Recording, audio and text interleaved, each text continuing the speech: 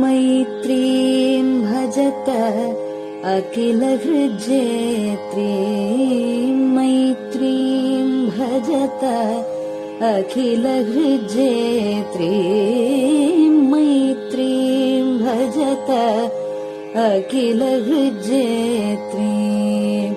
आत्मवदेव परानपि पश्यत, आत्मवदेव परानपि पश्यत। युद्धं त्यजत स्पर्धां त्यजत, युद्धं त्यजत स्पर्धां त्यजत। त्यजत परेष्वक्रममाक्रमणम्, त्यजत परेष्वक्रममाक्रमणम्। मैत्रीं भजत अखिलहृज्जेत्रीं। जननी पृथिवी कामदुघास्ते, जननी पृथिवी कामदुघास्ते। जनको देवः सकलदयाळुः, जनको देवः सकलदयाळुः। दाम्यत दत्त दयध्वं जनतां, दाम्यत दत्त दयध्वं जनतां। श्रेयो भूयात् सकलजनानां, श्रेयो भूयात् सकलजनानां, श्रेयो भूयात् सकलजनानां, श्रेयो भूयात् सकलजनानां, श्रेयो भूयात् सकलजनानां। பெரியவா சரணம். மைத்ரீம் பஜத. பாடியவர் குமாரி சிவஸ்ரீ ஸ்கந்தபிரசாத். பெரியவா சரணம். வணக்கம். பெரியவா வானொலியின் காலை நிகழ்ச்சிகளுக்கு உங்களை அன்புடன் வரவேற்கிறோம். முதலில் பெரியவா சுப்பிரபாதம். பெரியவா சரணம். பெரியவா சுப்பிரபாதம். பாடியவர் ஸ்ரீமதி லதா ஸ்ரீதரன் அவர்கள்.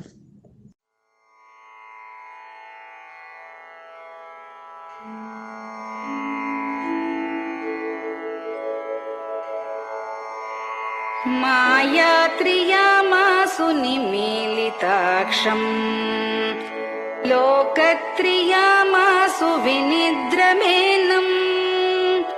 लोकस्य रीत्या हि निबोधयामि, साक्षात् गुरुं चन्दिरशेखरेन्द्रम्, साक्षात् गुरुं चन्दिरशेखरेन्द्रम्। प्रातः सरोजकुसुमानि विहाय निद्राम्, बालारुणातपसुवर्णमयानि नित्यम्। कूजन्मरालकलहं सरवैः स्तुवन्ति, श्रीचन्द्रशेखर गुरो तव सुप्रभातम्, श्रीचन्द्रशेखर गुरो तव सुप्रभातम्।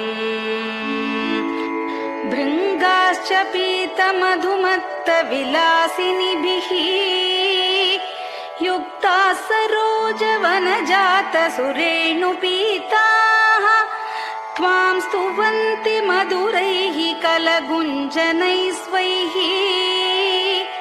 श्रीचन्द्रशेखर गुरो तव सुप्रभातम्, श्रीचन्द्रशेखर गुरो तव सुप्रभातम्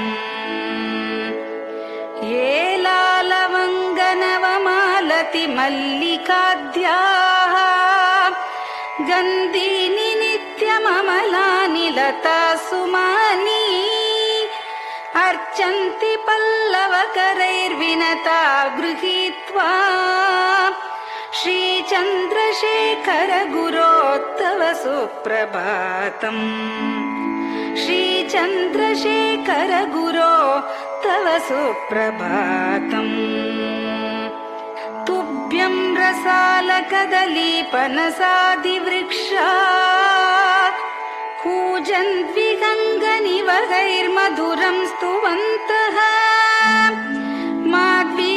माद्वीकसङ्गमधुरं फलमुद्वहन्ति श्रीचन्द्रशेखर गुरो तव सुप्रभातम् श्रीचन्द्रशेखर गुरो तव सुप्रभातम् कावेरि वारिकृतमञ्जनपूतदेहा वेदादिमन्त्रनिवगैर्मुखरीकृताशा विप्रास्तुवन्ति सततं नतमस्तकात्माम् श्रीचन्द्रशेखर गुरो तव सुप्रभातम् श्रीचन्द्रशेखर गुरो तव सुप्रभातम् भक्ताश्च ते विहितकर्म च या विशुद्धाः भक्त्यार्जिताखिल विशिष्टफलैकहस्ताः त्वद्दर्शनमगकरं परिलब्धुकामाः श्रीचन्द्रशेखर गुरो तव सुप्रभातम् श्रीचन्द्रशेखर गुरो तव सुप्रभातम् भूत्यासितेन वपुषा भुविशैव तत्त्वम् शक्त्यार्पितेन मनसा वरशाक्ततत्त्वम् नारायणेति वदता वदनेन विष्णोः तत्त्वं त्वया प्रकटितं तव सुप्रभातम् तत्त्वं त्वया प्रकटितं तव सुप्रभातम् स्वामिन् पदाब्जमधुपा इव भक्तलोकाः सेवां विधातुमधुना तव जागरूकाः उत्तिष्ठ पङ्कजपदानि निधाय भूमौ पूर्वं वदामि विनतस्तव सुप्रभातम् पूर्वं वदामि विनतस्तव सुप्रभातम् इत्यष्टकं शुभकरं कलिकल्मषघ्नम् भक्तेन केनचिदहो परिजल्पितं च उत्थाय जल्पति नरो विनत प्रभाते सन्मङ्गलानि लभते बहुधातिशीघ्रम् सन्मङ्गलानि लभते बहुधातिशीघ्रम् सन्मङ्गलानि लभते बहुधातिशीघ्रम्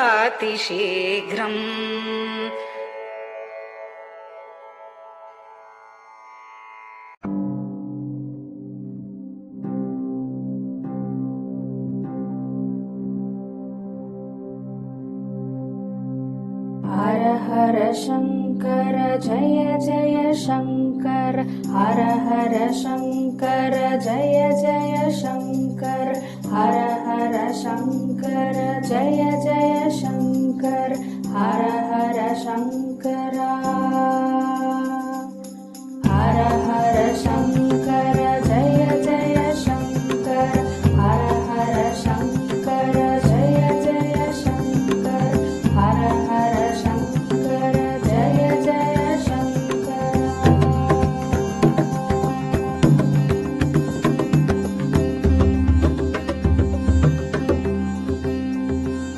श्रुति स्मृति पुराणानाम्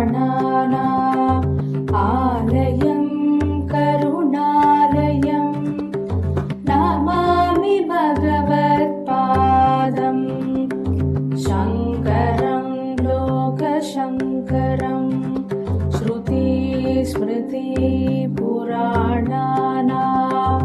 आलयं करुणालयं नमामि भगवत्पादम् शङ्करं लोकशङ्करम् हर हर शङ्कर जय जय शङ्कर हर हर शङ्कर जय जय शङ्कर हर हर शङ्कर जय जय शङ्कर हर हर शङ्कर हर हर शङ्कर जय जय शङ्कर हर हर शङ्कर जय जय शङ्कर हर हर शङ्कर जय जय शङ्कर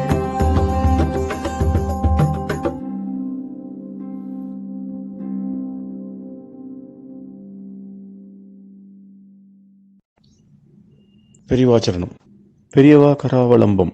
பாடியவர் ஸ்ரீமதி லதா ஸ்ரீதரன் அவர்கள். प्रातः स्मरामि भवदीयमुखारविन्दम् मन्दस्मितं च जनितापहरं जनानाम् प्रातः स्मरामि भवदीयमुखारविन्दम् मन्दस्मितं च जनितापहरं जनानाम् सम्पत्करीं च भवतोऽत्र कटाक्षलक्ष्मीं काञ्चीमठेश मम देहि करावलम्बम् सम्पत्करीं च भवतोऽत्र कटाक्षलक्ष्मीं काञ्चीमठेश मम देहि करावलम्बम् काञ्चीमठेश मम देहि करावलम्बम् काञ्चीमठेश मम देहि करावलम्बम् काञ्चीमठेश मम देहि करावलम्बम् प्रातः स्मरामि कलिदोषहराणि यानि हृद्यानि दिव्यमधुराणि मनोहराणि प्रातः स्मरामि कलिदोषहराणि यानि हृद्यानि दिव्यमधुराणि मनोहराणि वाक्यानि तेऽध्यवदनाम्बुजनिर्गतानि काञ्चीमठेश मम देहि करावलम्बम् वाक्यानि तेऽध्यवदनाम्बुजनिर्गतानि काञ्चीमठेश मम देहि करावलम्बम् काञ्चीमठेश मम देहि करावलम्बम् काञ्चीमठेश मम देहि करावलम्बम् काञ्चीमठेश मम देहि करावलम्बम् वक्षस्थलं विमलहेम समानवर्णम् भस्माङ्कितं जनमनोहर कुङ्कुमाक्तम् वक्षस्थलं विमलहेम समानवर्णम् भस्माङ्कितं जनमनोहर कुङ्कुमाक्तम् प्रातः स्मरामि भवतोऽत्र चिरं महात्मन् काञ्चीमठेश मम देहि करावलम्बम् प्रातः स्मरामि भवतोऽत्र चिरं महात्मन् काञ्चीमठेश मम देहि करावलम्बम् काञ्चीमठेश मम देहि करावलम्बम् काञ्चीमठेश मम देहि करावलम्बम् काञ्चीमठेश मम देहि करावलम्बम् मत्तेभतुल्यगमनं च निरीक्ष्यतेऽद्य यात्वा वनान्तरमनन्तगजाश्च लीनाः मत्तेभतुल्यगमनं च निरीक्ष्यतेऽद्य यात्वा वनान्तरमनन्तगजाश्च लीनाः प्रातः स्मरामि गजराजगतिं तवेदम् काञ्चीमठेश मम देहि करावलम्बम्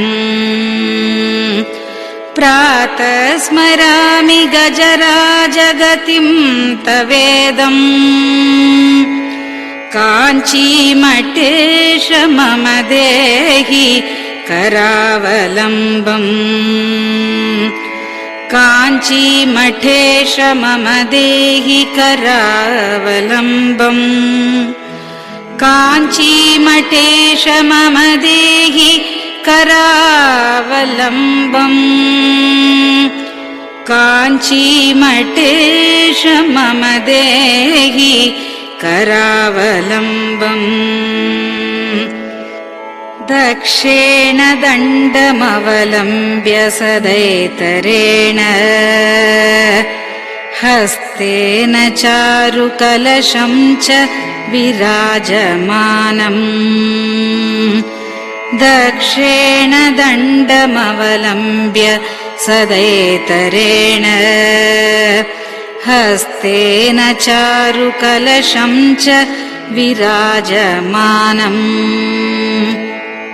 रक्ताम्बरं च तव चारु कटिं स्मरामि काञ्चीमठेश मम देहि करावलम्बम् रक्ताम्बरं च तव चारु कटिं स्मरामि काञ्चीमठेश मम देहि करावलम्बम् काञ्चीमठेश मम देहि करावलम्बम् काञ्चीमठेश मम देहि करावलम्बम्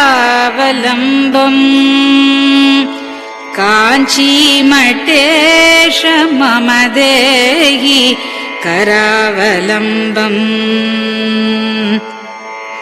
विस्मृत्य दोषमखिलं च ममापराधम् त्रातुं च याध्य भगवन् कृतबद्ध दीक्षा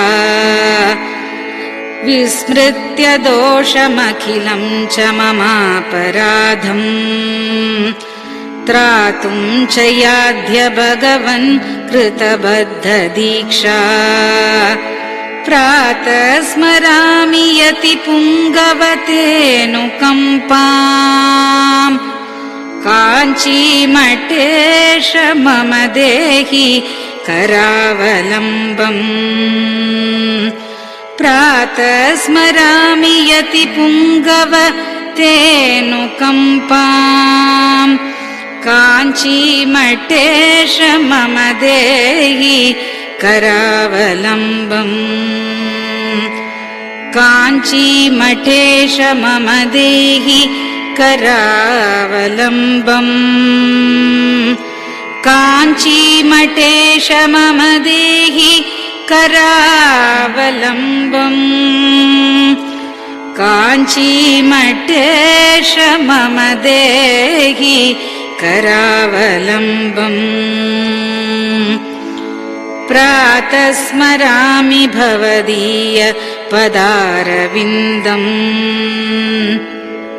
यस्मात् प्रयान्ति दुरितानि महान्ति तानि प्रातः स्मरामि भवदीय पदारविन्दम् यस्मात् प्रयान्ति दुरितानि महान्ति तानि आयान्ति तानि मुहुरुद्य सुमङ्गलानि काञ्चीमठेश मम देहि करावलम्बम्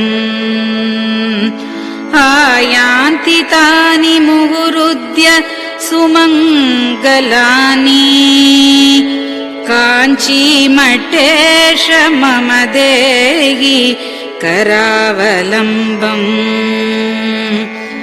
काञ्चीमठेश मम देहि करावलम्बम् काञ्चीमठेश मम देहि करावलम्बम्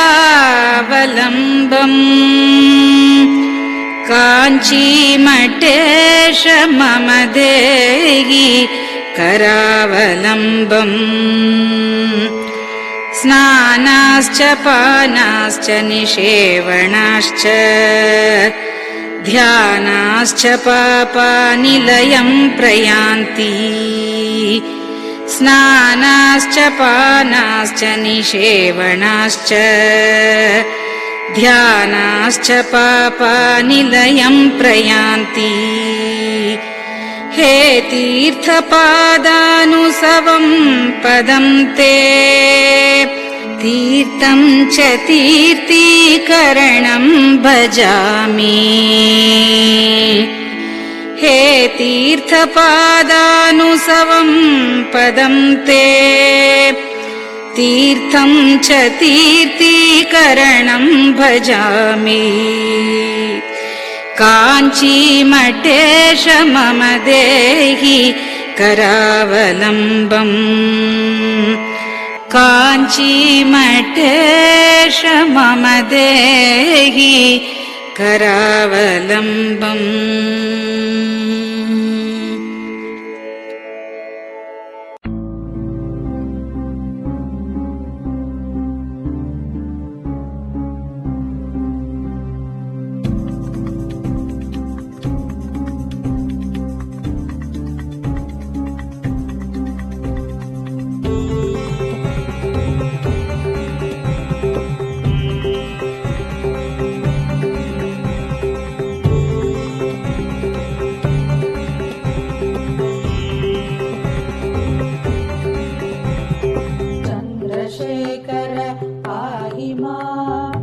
चन्द्रशेखर रक्ष मां चन्द्रशेखर पाहि मां जय चन्द्रशेखर रक्ष मां हर हर शम्भो शिव शिव शम्भो हर हर शम्भो शिव शिव शम्भो हर हर शम्भो शिव शिव शम्भो हर हर शम्भो शिव शिव शम्भो चन्द्रशेखर पाहि मां चन्द्रशेखर रक्ष मां चन्द्रशेखर पाहि मां जय चन्द्रशेखर रक्ष मां हर हर शम्भो शिव शिव शम्भो हर हर शम्भो शिव शिव शम्भो हर हर शम्भो शिव शिव शम्भो हर हर शम्भो शिव शिव शम्भो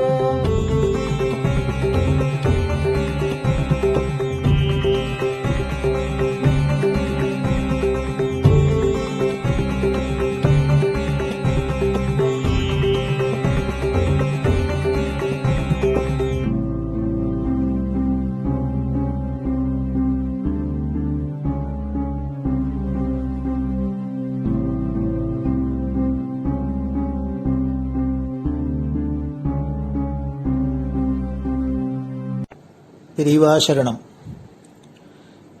பெரியவா வானொலி நேயர்களுக்காக இந்த கொரோனாங்கிற ஒரு கொடிய நோய் உலகை விட்டு போய் எல்லோரும் ஆரோக்கியமா சௌக்கியமா வாழறதுக்காக ஜெகத்குரு சங்கராச்சாரியர் ஸ்ரீ காஞ்சி காமகோடி பீட்டாதிபதி ஸ்ரீ சங்கர விஜயேந்திர சரஸ்வதி பாலபிரிவா இந்திராட்சி சிவகவச்சம் அப்படிங்கிற ஒரு ஸ்லோகத்தை பாராயணம் பண்ண சொல்லியிருக்கா. அதனால குரு ஆணைப்படி இந்த இந்திராட்சி சிவகவச்ச ஸ்லோகத்தை பெங்களூர் பசவங்குடி ஸ்ரீ சத்குரு வேத பாடசாலை அத்தியாபகர் பிரம்மஸ்ரீ டாக்டர் ஸ்ரீனிவாச சர்மா அவர்கள் தங்களோட மாணவர்களோட சொல்றத இப்போ பெரியவா வானொலியில ஒலிபரப்பப்படுறது. இதை கேட்டாலே இது ஒலிக்கிற இடத்துலேருந்தே வியாதி முதலான சகல கஷ்டங்களும் போகும் அப்படின்னு மகாபெரிவாளும் சொல்லியிருக்கா, காஞ்சி ஆச்சாரியாலும் ஆணை பண்ணியிருக்கா. அதுபடி உங்களுக்கு இந்த இந்திராட்சி சிவகவச்ச ஸ்லோகம் வழங்கப்படுறது. பெரியவா சரணம். ஓம் ஸ்ரீ குருப்யோ நமஹ. ஹரிஹ ஓம். மகாகணபதயே நமஹ. வாக்தேவ்யை நமஹ. மாத்ருப்யோ நமஹ. பித்ருப்யோ நமஹ. ஆச்சார்யேभ्यो நமஹ. அதிதிதேவதாभ्यो நமஹ. ஸ்ரீ சத்குரு பரபிரம்மதேவதாभ्यो நமஹ. சர்வமங்கலமாங்கல்யே சிவே சர்வார்த்தசாதிகே शरण्ये त्र्यम्बके देवि नारायणि नमोऽस्तुते. नमो देव्यै महादेव्यै शिवायै सततं नमः. नमः प्रकृत्यै भद्रायै नियताः प्रणतास्मताम्. ॐ श्रीजगदम्बायै नमः.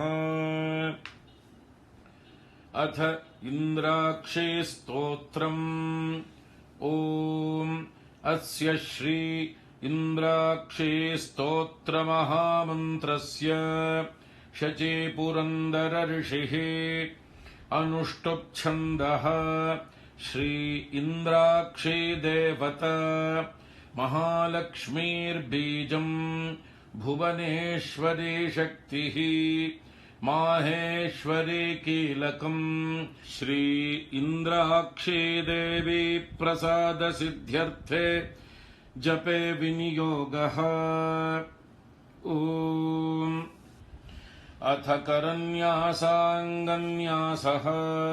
ओम इन्द्राक्षीम् अंगुष्ठाभ्यां नमः. ओम महालक्ष्मीम् तर्जनीभ्यां नमः. ओम माहेश्वरीं मध्यमाभ्यां नमः. ओम अम्बुजाक्षीं अनामिकाभ्यां नमः. ओम कात्यायनीं कनिष्ठिकाभ्यां नमः. ओम कौमारीं करतलकरपृष्ठाभ्यां नमः. ओम इन्द्राक्षीं हृदयाय नमः. ओम महालक्ष्मीं शिरसे स्वाहा. ओम माहेश्वरीं शिखायै वषट्. ओम अम्बुजाक्षीं कवचाय हुम्. ओम कात्यायनीं नेत्रत्रयाय वौषट्. ओम कौमारीं अस्त्राय फट्. भूर्भुवः सुवरोमिति दिग्बन्धः. ध्यानम्. ओम नेत्राणां दशभिः शतैः परिवृता मत्युग्रचर्माम्बराम्. हेमाभां महतीं विलम्बितशिखा मामुक्तकेशान्विताम्.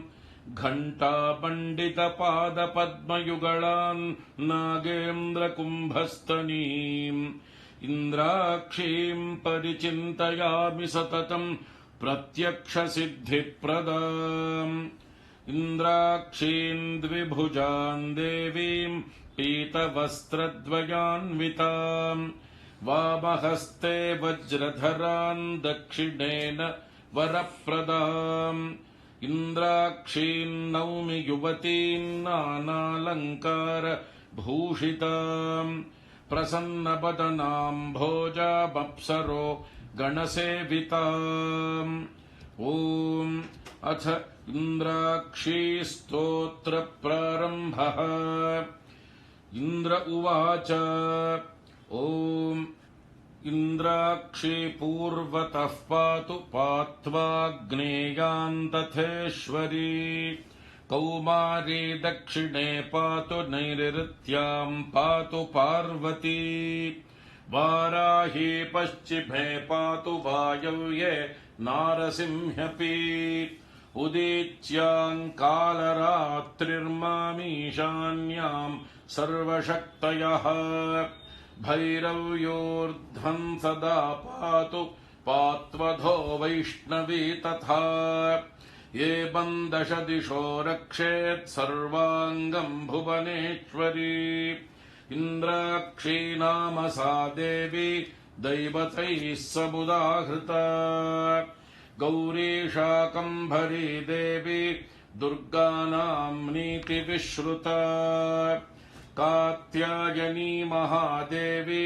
चण्डघण्टा महातपाः सावित्री सा च गायत्री ब्रह्माणी ब्रह्मवादिनी नारायणी भद्रकाली रुद्राणी कृष्णपिङ्गला अग्निज्वाला रौद्रमुखी कालरात्रि तपस्विनी मेघस्वना सहस्राक्षी विकटाङ्गी जडोदरी महोदरी मुक्तकेशी घोररूपा महाबला अजिता भद्रदानन्ता रोगहर्त्री शिवप्रिया शिवदूती कराली च शक्तिश्च परमेश्वरी आर्या दाक्षायणी चैव गिरिजा मेनकात्मजा महिषासुरसंहारी चामुण्डा सप्तमातृका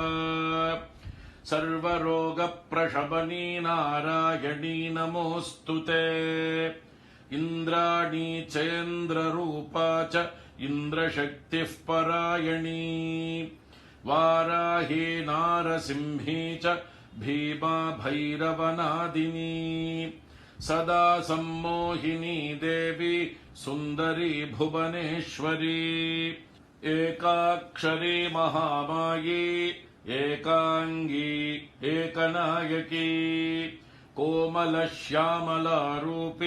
कोटिसूर्यप्रकाशिनी श्रुतिस्मृतिर्धृतिर्मेधा विद्यालक्ष्मी सरस्वती अनन्ता विजयापर्णा मानस्तोकापराजिता भवानी पार्वती दुर्गा हैमवत्यम्बिका जया शिवा भवानी रुद्राणी शङ्करार्धशरीरिणी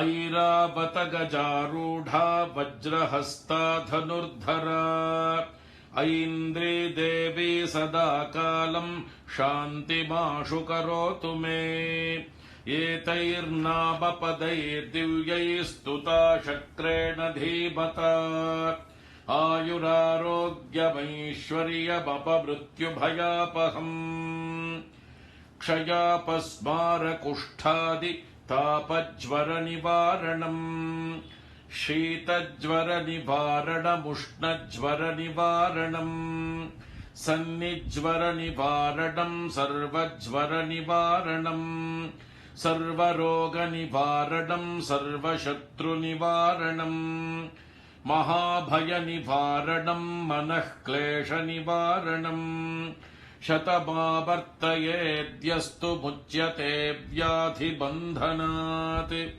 आवर्तयन् सहस्रम् तु लभते वाञ्छितम् फलम् एतत्स्तोत्रम् जपेन्नित्यम् सर्वव्याधिविनाशनम् रणे राजभये चोरे सर्वत्र विजयी भवेत् सर्वमङ्गलमाङ्गल्ये शिवे सर्वार्थसाधिके शरण्ये त्र्यम्बिके गौरि नारायणि नमोऽस्तु ते त्रिपाद्भस्म प्रहरणस्त्रिशिरा रक्तलोचनः स मे प्रीतः सुखम् दद्यात् सर्वाभय पतिर्ज्वरः ज्वरम् च ज्वरसारम् च ज्वरातिसारमेव च सन्निपातज्वरम् चैव शीतोष्णज्वरमेव च कौबेरन्ते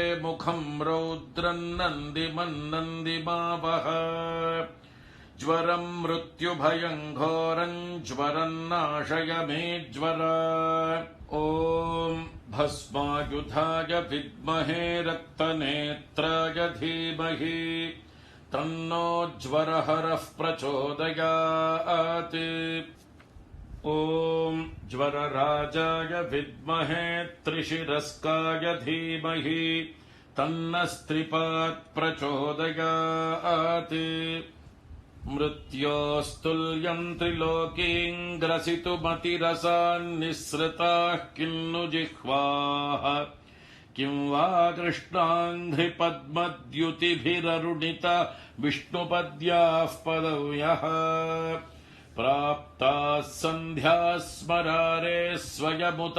नुतिभिस्तिस्रयित्यूह्यमानाः दिव्यैर्देव्यास्त्रिशूलक्षत महिषजुषो रक्तधारा जयन्ती मातर्मे मधुकैटभग्नि महिषप्राणापहारोद्यमे हेला निर्मित धूम्रलोचन वधे हे चण्डमुण्डार्दिनी निःशेषीकृत रक्तबीजदनुजे नित्ये निशुम्भापहे शुम्भध्वंसिनि संहराशु दुरितम् दुर्गे नमस्तेऽम्बिके अष्टौ भुजाङ्गीम् महिषस्य मर्दिनीम् सशङ्गचक्राम् शरशूलधारिणीम् तान् दिव्ययोगीम् सखजातवेदसीम् दुर्गाम् सदाहम् शरणम् प्रपद्ये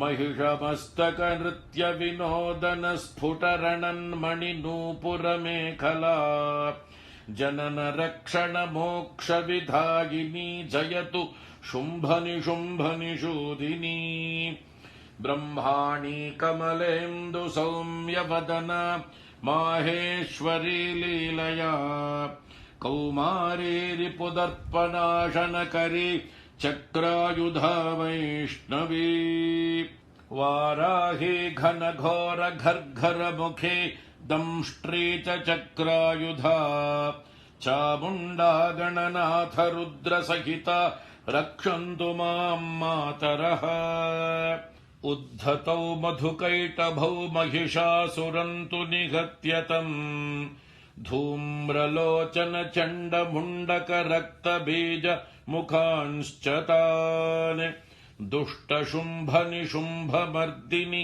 नन्दितामरवन्दिते बिष्टपत्रय पुष्टिकारिणि भद्रकाळि नमोऽस्तु ते लक्ष्मी प्रदान समये नवविद्रुमाभाम् विद्या प्रदान समये शरदिन्दुशुभ्राम् विद्वेषि वर्ग विजये पितमालनिलाम् देवीम् त्रिलोकजननीम् शरणम् प्रपद्ये ॐ महादेव्यै च विद्महे सर्वसिद्ध्यै च धीमहि तन्नो देवी प्रचोदयात् ॐ श्रीं मं महादेव्यै नमः इतीन्द्राक्षी स्तोत्रम् ॐ इन्द्राणी मासु नारिषु सुभगा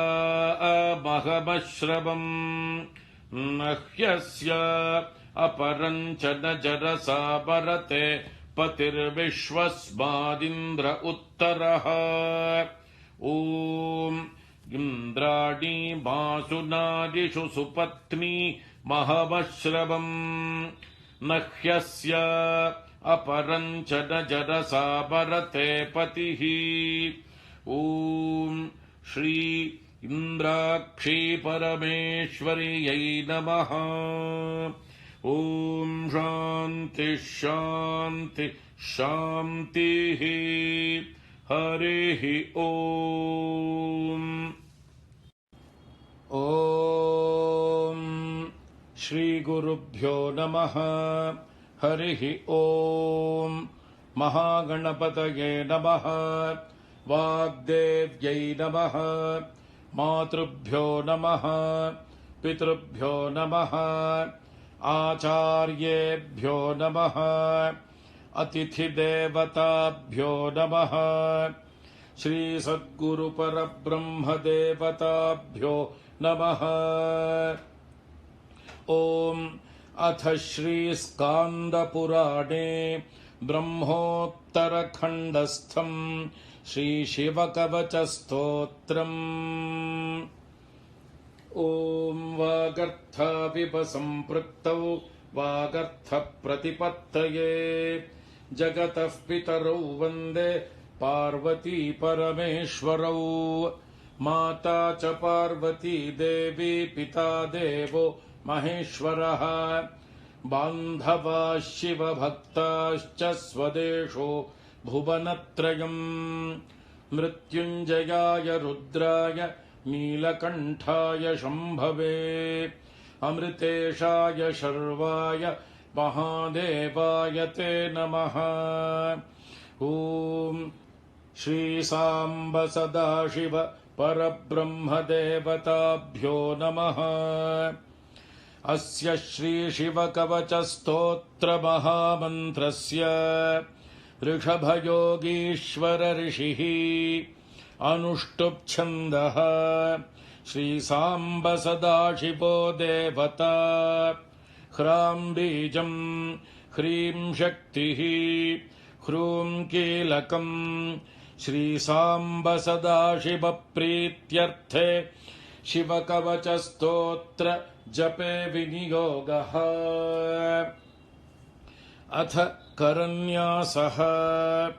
ॐ नमो भगवते ज्वलज्ज्वालामालिने ॐ ह्रां सर्वज्ञशक्तिधाम्ने ईशानात्मने अङ्गुष्ठाभ्यां नमः। ॐ नमो भगवते ज्वलज्ज्वालामालिने ॐ नं ह्रीं नित्यतृप्तिधाम्ने तत्पुरुषात्मने तर्जनीभ्यां नमः। ॐ नमो भगवते ज्वलज्ज्वालामालिने ॐ मं ह्रूं अनादिबोध शक्तिधाम्ने अघोरात्मने मध्यमाभ्यां नमः।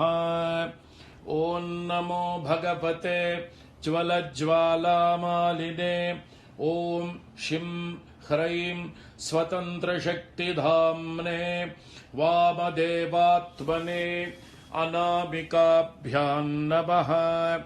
ॐ नमो भगवते ज्वलज्ज्वालामालिने ॐ वां ह्रौं नित्यमलुप्तशक्तिधाम्ने सद्योजातात्मने कनिष्ठिकाभ्यां नमः। ॐ नमो भगवते ज्वलज्ज्वालामालिने ॐ यं ह्रः अनन्तशक्तिधाम्ने सर्वात्मने करतलकरपृष्ठाभ्यां नमः। अथाङ्गन्यासः। ॐ नमो भगवते ज्वलज्ज्वालामालिने ॐ ह्रां सर्वज्ञशक्तिधाम्ने ईशानात्मने हृदयाय नमः।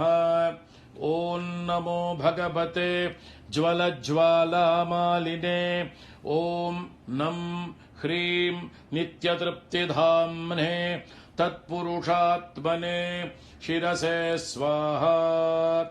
ॐ नमो भगवते ज्वलज्ज्वालामालिने ॐ मं ह्रूं अनादिबोधशक्तिधाम्ने अघोरात्मने शिखायै वषट्। ॐ नमो भगवते ज्वलज्ज्वालामालिने ॐ शिं ह्रैं स्वतन्त्रशक्तिधाम्ने वामदेवात्मने कवचाय हुम्। ॐ नमो भगवते ज्वलज्ज्वालामालिने ॐ वां ह्रौं नित्यमलुप्तशक्तिधाम्ने सद्यो जातात्मने नेत्रत्रयाय वौषटे ॐ नमो भगवते ज्वलज्वालामालिने ॐ यं ह्रः अनन्तशक्तिधाम्ने सर्वात्मने अस्त्राय फट् भूर्भुवः सुवरोमिति दिग्बन्धः ध्यानम् वज्रदंष्ट्रं त्रिनयनं कालकण्ठमरिन्दमम् सहस्रकरमत्युग्रं वन्दे शम्भुमुमापतिम् अथापरं सर्वपुराणगुह्यं निःशेषपापौघहरं पवित्रम् जयप्रदं सर्वविपद्विमोचनं वक्ष्यामि शैवं कवचं हितायते। ऋषभयोगीश्वर उवाच नमस्कृत्वा महादेवं विश्वव्यापिनमीश्वरम् वक्ष्ये शिवमयं वर्म सर्वरक्षाकरन् नृणाम् शुचौ देशे समासीनो यथावत्कल्पितासनः जितेन्द्रियो जितप्राणश्चिन्तये शिवमव्ययम् हृत्पुण्डरीकान्तरसन्निविष्टं स्वतेजसा व्याप्तनभोऽवकाशम् अतीन्द्रियं सूक्ष्ममनन्तमाद्यन् ध्यायेत्परानन्दमयं महेशम् ध्यानावधूताखिलकर्मबन्धश्चिरञ्चिदानन्द निमग्नचेताः षडक्षरन्याससमाहितात्मा शैवेन कुर्यात् कवचेन रक्षा। अथ कवचस्तोत्रम् ॐ मां पातु देवोऽखिलदेवतात्मा संसारकूपे पतितं गभीरे तन्नामदिव्यं वरमन्त्रमूलं धुनोतु मे सर्वघं हृदि स्थम्। सर्वत्र मां रक्षतु विश्वमूर्तिर्ज्योतिर्मयानन्द घनश्चिदात्मा अणोरणीयानुरुशक्ति रेकः स ईश्वरः पातु भयादशेषात्। यो भूस्वरूपेण बिभर्ति विश्वं पायात् स भूमेर्गिरिशोष्टमूर्तिः। योपां स्वरूपेण नृणां करोति सञ्जीवनं सोऽवतु मां जलेभ्यः। कल्पावसाने भुवनानि दग्ध्वा सर्वाणि यो नृत्यति भूरिलीलः। सकालरुद्रोऽवतु मान्दवाग्नेर्वात्यादि भीतेरखिलाश्च तापात्। प्रदीप्तविद्युत्कनकावभासो विद्यावराभीतिकुठारपाणिः।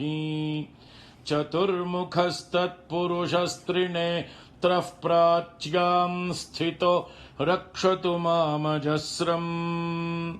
कुठारवेदाङ्कुशपाशशूलः कपालमालाक्ष गुणान्दधानः। चतुर्मुखो नीलरुचिस्त्रिनेत्रः पायादघोरो दिशि दक्षिणास्याम्। कुन्देन्दुशङ्खस्फटिकावभासो वेदाक्षमालावरदाभयाङ्कः। त्र्यक्षश्चतुर्वक्त्र उरुप्रभावः सद्योऽधिजातोऽवतु मां प्रतीच्याम्। वराक्षमालाभयटङ्क हस्तः सरोजकिञ्जल्कसमानवर्णः। त्रिलोचनश्चारुचतुर्मुखो मां पायादुदीच्यां दिशि वामदेवः। वेदाभयेष्टाङ्कुशटङ्कपाशः कपाल ढक्काक्षकशूलपाणिः। सितद्युतिः पञ्चमुखो बतान्मा मीशान ऊर्ध्वम् परमप्रकाशः मूर्धानमव्यान्मम चन्द्र मौळिर्भालम् ममाव्यादथ भालनेत्रः नेत्रे ममाव्याद्भगनेत्रहारी नासां सदा रक्षतु विश्वनाथः पायाच्छ्रुति मे श्रुतिगीतकीर्तिः कपोलमव्या सततं कपाली वक्त्रं सदा रक्षतु पञ्चवक्त्रो जिह्वां सदा रक्षतु वेदजिह्वः कण्ठं गिरीशोऽवतु नीलकण्ठः पाणिद्वयं पातु पिनाकपाणिः स्कन्धौ वृषस्कन्धगतिश्च सोऽव्यात् पार्श्वद्वयं पातु सुरासुरेशः दोर्मूलमव्यान्मम धर्मबाहुर्वक्षस्थलं दक्षमखान्तकोऽव्यात् ममोदरं पातु गिरीन्द्रधन्वा मध्यं ममाव्यान्मदनान्तकारी हेरम्बतातो मम पातु नाभिं पायात् कटिं धूर्जटिरीश्वरो मे स्मरारिरव्यान्मम गुह्यदेशं पृष्ठं सदा रक्षतु शूलपाणिः ऊरुद्वयं पातु कुबेरमित्रो जानुद्वयं मे जगदीश्वरो व्यात् जङ्घायुगं पुङ्गवकेतुरव्यात् पादौ ममाव्यात् सुरवन्द्यपादः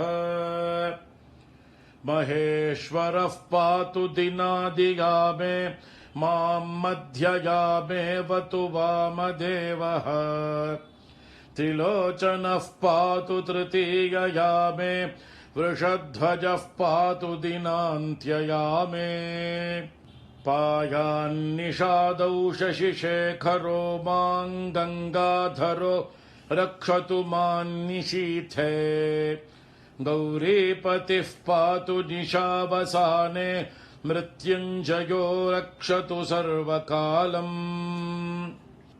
अन्तःस्थितं रक्षतु शङ्करो मां स्थाणुः सदा पातु बहिःस्थितं माम् तदन्तरे पातु पतिः पशूनां सदाशिवो रक्षतु मां समन्तात् तिष्ठन्तमव्याद्भुवनैकनाथः पाया ध्वरजन्तं प्रमथाधिनाथः वेदान्तवेद्योऽवतु मान्निषण्णं मामव्ययः पातु शिवशयानम् मार्गेषु मां रक्षतु नीलकण्ठः शैलादिदुर्गेषु पुरत्रयारिः अरण्यवासादिमहाप्रवासे पायान्मृगव्याधौदारशक्तिः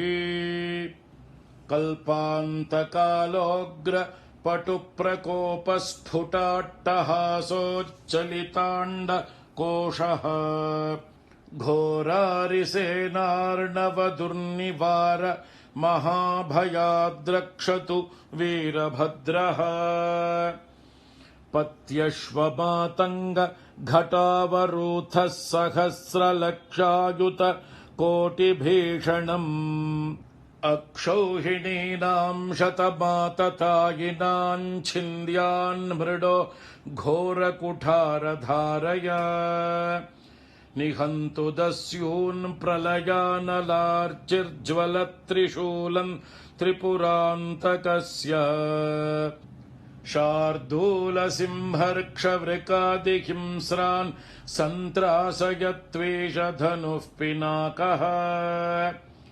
दुःस्वप्नदुःशकुनदुर्गतिदौर्मनस्य दुर्भिक्षदुर्व्यसन दुस्सह दुर्यशांसि उत्पाततापविषभीति मसद्ग्रहार्तिं व्याधींश्च नाशयतु मे जगतामधीशः। ॐ अथ सहस्राक्षरमन्त्रः। ॐ नमो भगवते सदाशिवाय सकल तत्त्वात्मकाय सकल तत्त्वविदुराय सकल लोकैककर्त्रे सकल लोकैकभर्त्रे सकल लोकैकसंहर्त्रे सकल लोकैकगुरवे सकल लोकैकसाक्षिणे सकल निगम गुह्याय सकल वरप्रदाय सकल दुरितार्तिभञ्जनाय सकल जगदभयङ्कराय सकल लोकैकशङ्कराय शशाङ्कशेखराय शाश्वत निजाभासाय निर्गुणाय निरुपमाय निरूपाय निराभासाय निरामयाय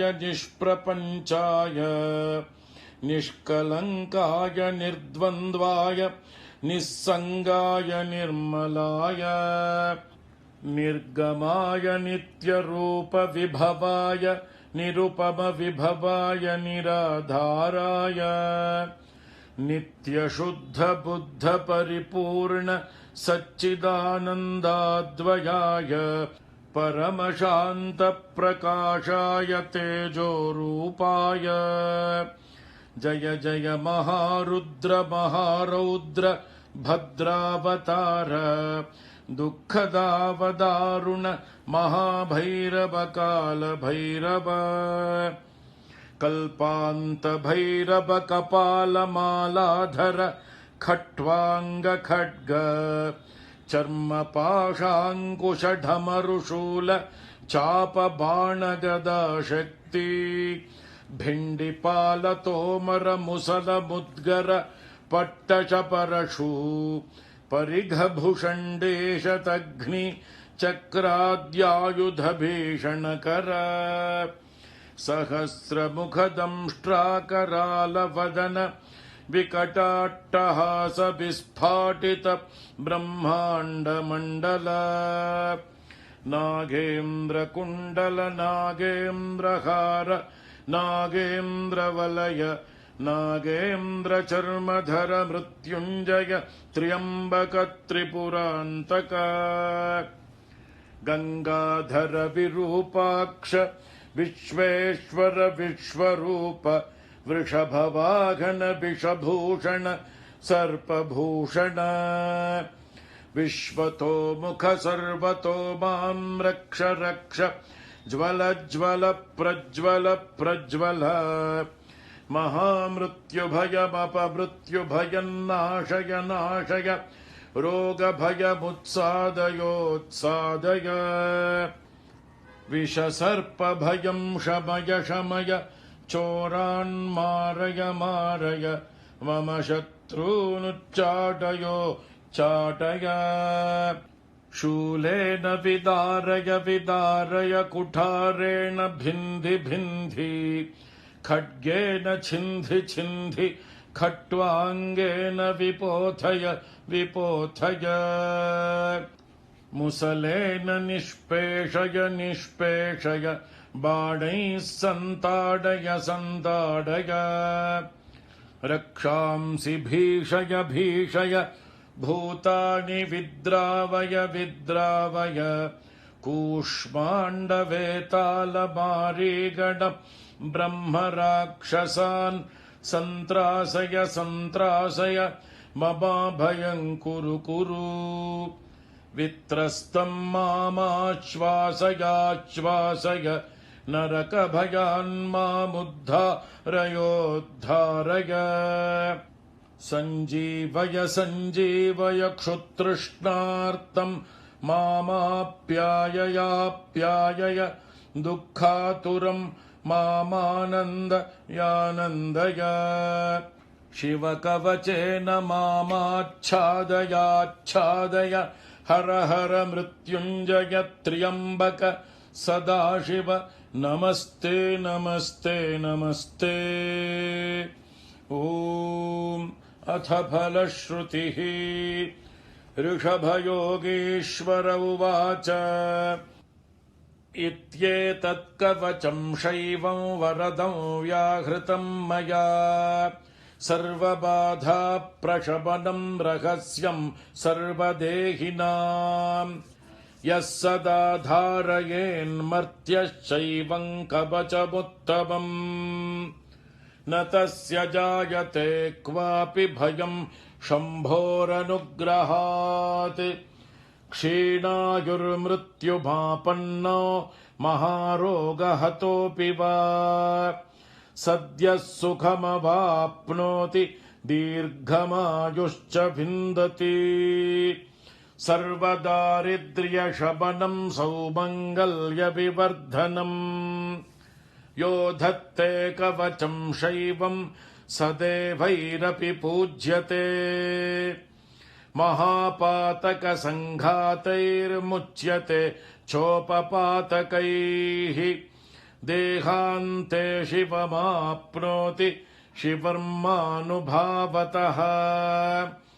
त्वमपि श्रद्धया वत्स शैवं कवचमुत्तमम् धारयस्व मया दत्तं सद्यः श्रेयो ह्यवाप्स्यसि सूत उवाच इत्युक्त्वा ऋषभो योगी तस्मै पार्थिवसूनवे ददौ शङ्खं महारावं खड्गं चारिनिषूदनम् पुनश्च भस्म सम्मन्त्र्य तदङ्गं सर्वतो स्पृशत् गजानां 6,000 द्विगुणं च बलं ददौ भस्म प्रभावात् सम्प्राप्त बलैश्वर्यधृतिस्मृतिः स राजपुत्रः शुशुभे शरधर्क इव श्रिया तमाह प्राञ्जलिं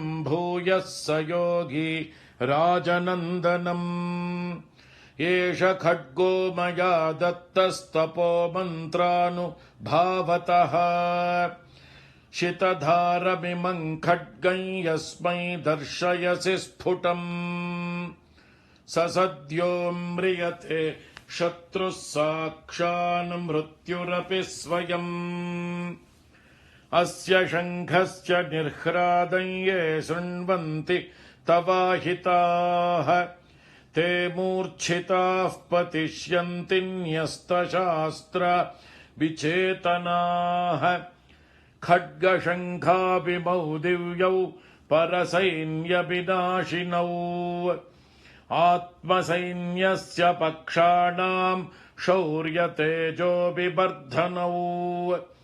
एतयोश्च प्रभावेन शैवेन कवचेन च 2,600 बलेन महतापि च भस्मधारणसामर्थ्याच्छत्रुसैन्यं विजेष्यसि प्राप्त्य सिंहासनं पित्र्यङ्गोप्तासि पृथिवीमिमाम् इति भद्रायुषं सम्यगनुशास्य समातृकम् ताभ्यां सम्पूजितः सोऽथ योगी स्वैरगतिर्ययौ इति श्रीस्कान्दपुराणे ब्रह्मोत्तरखण्डस्थं श्रीशिवकवचस्तोत्रम् ॐ वागर्थाबिबसम्पृक्तौ वागर्थप्रतिपत्तये जगतः पितरौ वन्दे पार्वती परमेश्वरौ नमः सूर्याय चन्द्राय मङ्गलाय बुधाय च गुरुः शुक्रशनिभ्यश्च राहवे केतवे नमः मृत्युञ्जयाय रुद्राय नीलकण्ठाय शम्भवे अमृतेशाय शर्वाय महादेवाय ते नमः ॐ शान्ति शान्ति शान्तिः ॐ नमो वर्मिणे च वरोधिने च नमो बिल्बिने च कवचिने च नमः श्रुताय च श्रुत सेनाय च नमः शम्भवे च मयो भवे च नमः शङ्कराय च मयस्कराय च नमः शिवाय च शिवतराय च ॐ त्वन्तुरीगा वशिनी वशासि सकृत्य त्वा मनसा गर्भ आशयत् वशात्वं वशिनी गच्छ देवान् सत्याः सन्तु यजमानस्य कामाः समस्तसन्मङ्गलानि भवन्तु ॐ शान्ति शान्ति शान्तिः श्रीगुरुभ्यो नमः हरिः ॐ तत्सत् सर्वं श्रीकृष्णार्पणमस्तु. பெரியவா சரணம். நீங்கள் கேட்க இருப்பது பெரியவா குரல். மகா பெரியவா உபன்யாசங்களில் இருந்து சில பகுதிகள். நமः பார்வதி பதயே கோவிந்தநாமசங்கீர்த்தனம். கூரையெல்லாம் தொட்டு பார்த்தா நனைஞ்சிருக்கும், வீட்டு ஓடெல்லாம் நனைஞ்சிருக்கும், மரமெல்லாம் நனைஞ்சிருக்கும், செடியெல்லாம் நனைஞ்சிருக்கும், எல்லாம் நனைஞ்சிருக்கப்ப நம்ம ஹிருதயம் நனைஞ்சிருக்க வேண்டாமா? பக்தியினால நனைஞ்சிருக்கணும் நம்ம ஹிருதயம். பகவானுக்கு நிறைய நனைஞ்சிருக்கணும். சுவாமிக்கு எங்கேயும் நிறைஞ்ச அபிஷேகம் பண்ணிருக்கணும். எல்லா அபிஷேகத்துக்காட்டிலும் நிறைஞ்ச அபிஷேகம் சுவாமிக்கு செஞ்சிருக்கணும். இயற்கை தான் ஈஸ்வரனுடைய சுரூபம். அந்த இயற்கையோட மனிதனுடைய செயற்கையும் அந்த இயற்கையோட சேரணும், சேரும்படியாக நனைஞ்சிருக்கணும். இவன் மனசு குளிர்ந்து இருந்தா தான் அங்கேயும் அபிஷேகம் என்ன பண்ணுவான். அந்த அபிஷேக தரிசனம் பண்றப்ப இவனுடைய ஹிருதயம் பக்தி ரசத்தினால இவன் குளிர்ந்துருக்கணும், எல்லாம் நனைஞ்சிருக்கணும் இன்னைக்கு. அப்படிங்கிறதுக்காகத்தான் ஆருத்ரம்னா நனைஞ்சதுன்னு அர்த்தம். ஆருத்ரங்கிற வார்த்தைக்கு நனைஞ்சதுன்னு ஒரே அர்த்தம் தான். இந்த பூர்ணம் இன்னைக்கு ஆருத்ரா நட்சத்திரம் என்னைக்கு வருதோ அன்னைக்கு உலகம் முழுக்க நனைஞ்சிருக்கு. ஆருத்ரா நட்சத்திரம் மாசம் ஆருத்ரா நட்சத்திரம் வருது. சித்திர மாசத்துலயும் வைகாசி மாசம் அப்பெல்லாம் பூர்ணிமையோட சேராது. பூர்ண சந்திரன் நிறைஞ்சாதான் அவனுடைய சந்திரனுடைய கிரணங்களால மனசெல்லாம் குளிர்ந்துருக்கு, மனசு குளிர்றது. அப்போ உலகம் முழுக்க இந்த பூர்ணிமையும் ஆர்திரையும் சேர்ந்துதானே உலகம் முழுக்க சந்திரனுடைய கிரணம் பனியனுடைய கிரணம் எல்லாம் சேர்ந்து நனையிறது. அதனால அந்த சமயத்துல பகவான் ஸ்லோகஸ்வரூபியானதுனால சமஸ்த பிரபஞ்சம் ஈஸ்வர ஸ்வரூபமானதுனால அவனுக்கு நிறைஞ்ச அபிஷேகம் பண்ணணும். நம்ம மனசும் குளிர்ந்து இருக்கணும், நிறைஞ்சிருக்கணும். அப்படி நிறைஞ்சு தரிசனம் பண்ணணும். அப்போ அப்படிங்கிறது தான் ஆருத்ரா தரிசனம்னு இன்னைக்கு பேரு. இன்னைக்கு சமங்குடி சீனு சொன்ன ஸ்லோகம் கூட கடைசியில சுவாமி அப்படியே இந்த அவர் நர்த்தனம் பண்றாரு. அவர் பாட்டுக்கும் அந்த நர்த்தனம் நமக்கு என்ன தெரியுது, அவர் காலை தூக்கின்னு நர்த்தனம் பண்றதை பார்த்தோம்னா அது ஒண்ணுதான் நமக்கு கத்தின்னு தெரியுது. அந்த இடதுகால் அந்த ஒரு சரணம் இருக்கே, குஞ்சித சரணம்னு குஞ்சித பாதம்னு பேர் இருக்கு. குஞ்சிதம்னா கொஞ்சம் வளைச்ச கால்னு அர்த்தம். அந்த இதுக்கு கால் எப்படி இருக்கும், இப்படி வளைச்ச கால்னு அர்த்தம். அதுக்கு அந்த மாதிரி இருக்க முடியாதுன்னா குஞ்சிதம்னா கொஞ்சம் வளைச்ச சரணம். அது ஒண்ணுதான்ப்பா நமக்கு கத்தி அப்படிங்கிறது அதுல இருந்து நாம தெரிஞ்சுக்க வேண்டியிருக்கு பகவான் நர்த்தனம் பண்றதுனால. அப்பேற்பட்ட ஆறுது இன்னைக்கு காலமே ஆறுதராசன் அவருக்கு ஞாபகம் என்னவோ தெரியல. அதனால அந்த ஸ்லோகம் அவர் சொல்லிட்டார். அப்புறம் கேலதி பிரம்மாண்டன்னா ஆடுறாருன்னு அர்த்தம்.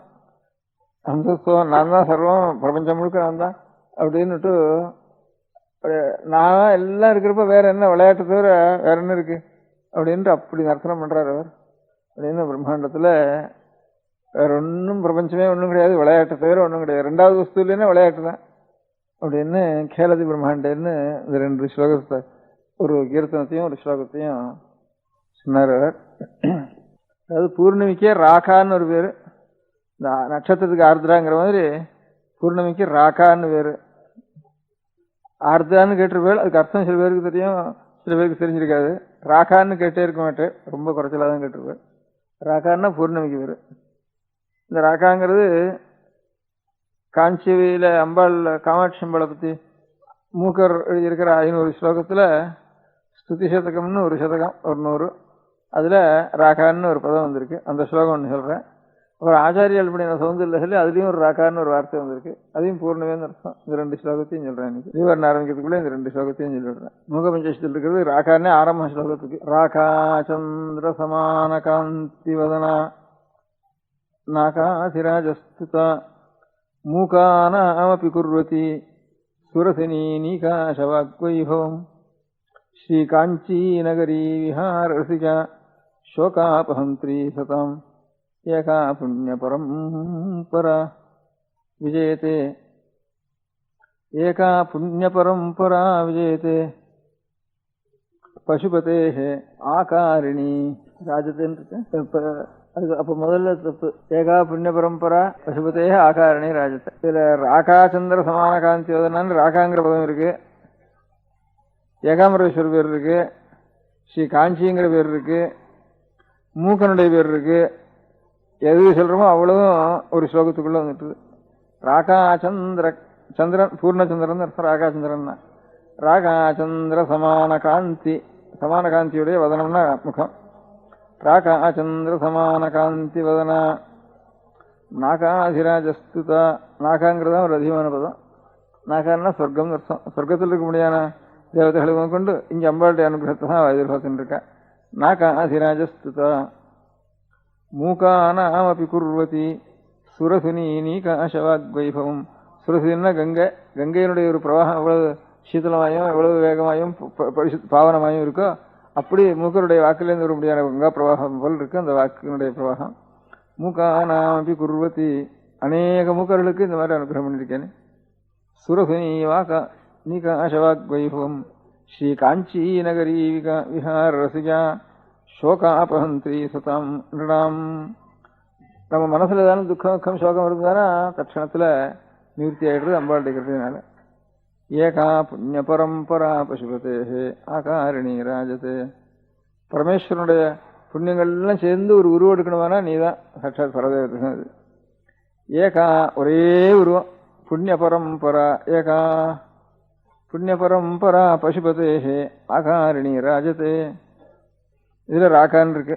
ராகாச்சந்திர சமான காந்திவதனா நாகாதிராஜஸ்துதா மூகானாமபி குர்வதி சுரசினி நீகாசவாக்வைபவம் ஸ்ரீ காஞ்சி நகரி விஹார ரசிகா சோகாபஹந்திரி சதாம் ஏகா புண்ணிய பரம்பரா பசுபதேஹே ஆகாரிணி ராஜதே. இது ராகாங்கிற பதம் இங்க பிரயோகமா இருக்கு. அதே சௌந்தர்ய லஹரியில லலாட்டம் லாவண்ய திதி விமலம் அபாதி தவயத் திதீயம் தன்மன்யே முகுடகட்டிதம் சந்திரசகலம் விபர்யாசன்யாசாத் உபயமபி சம்பூய சமிதः சுதாலேபஸ்யூதிः பரிணமதி ராகாஹிமகரஹ.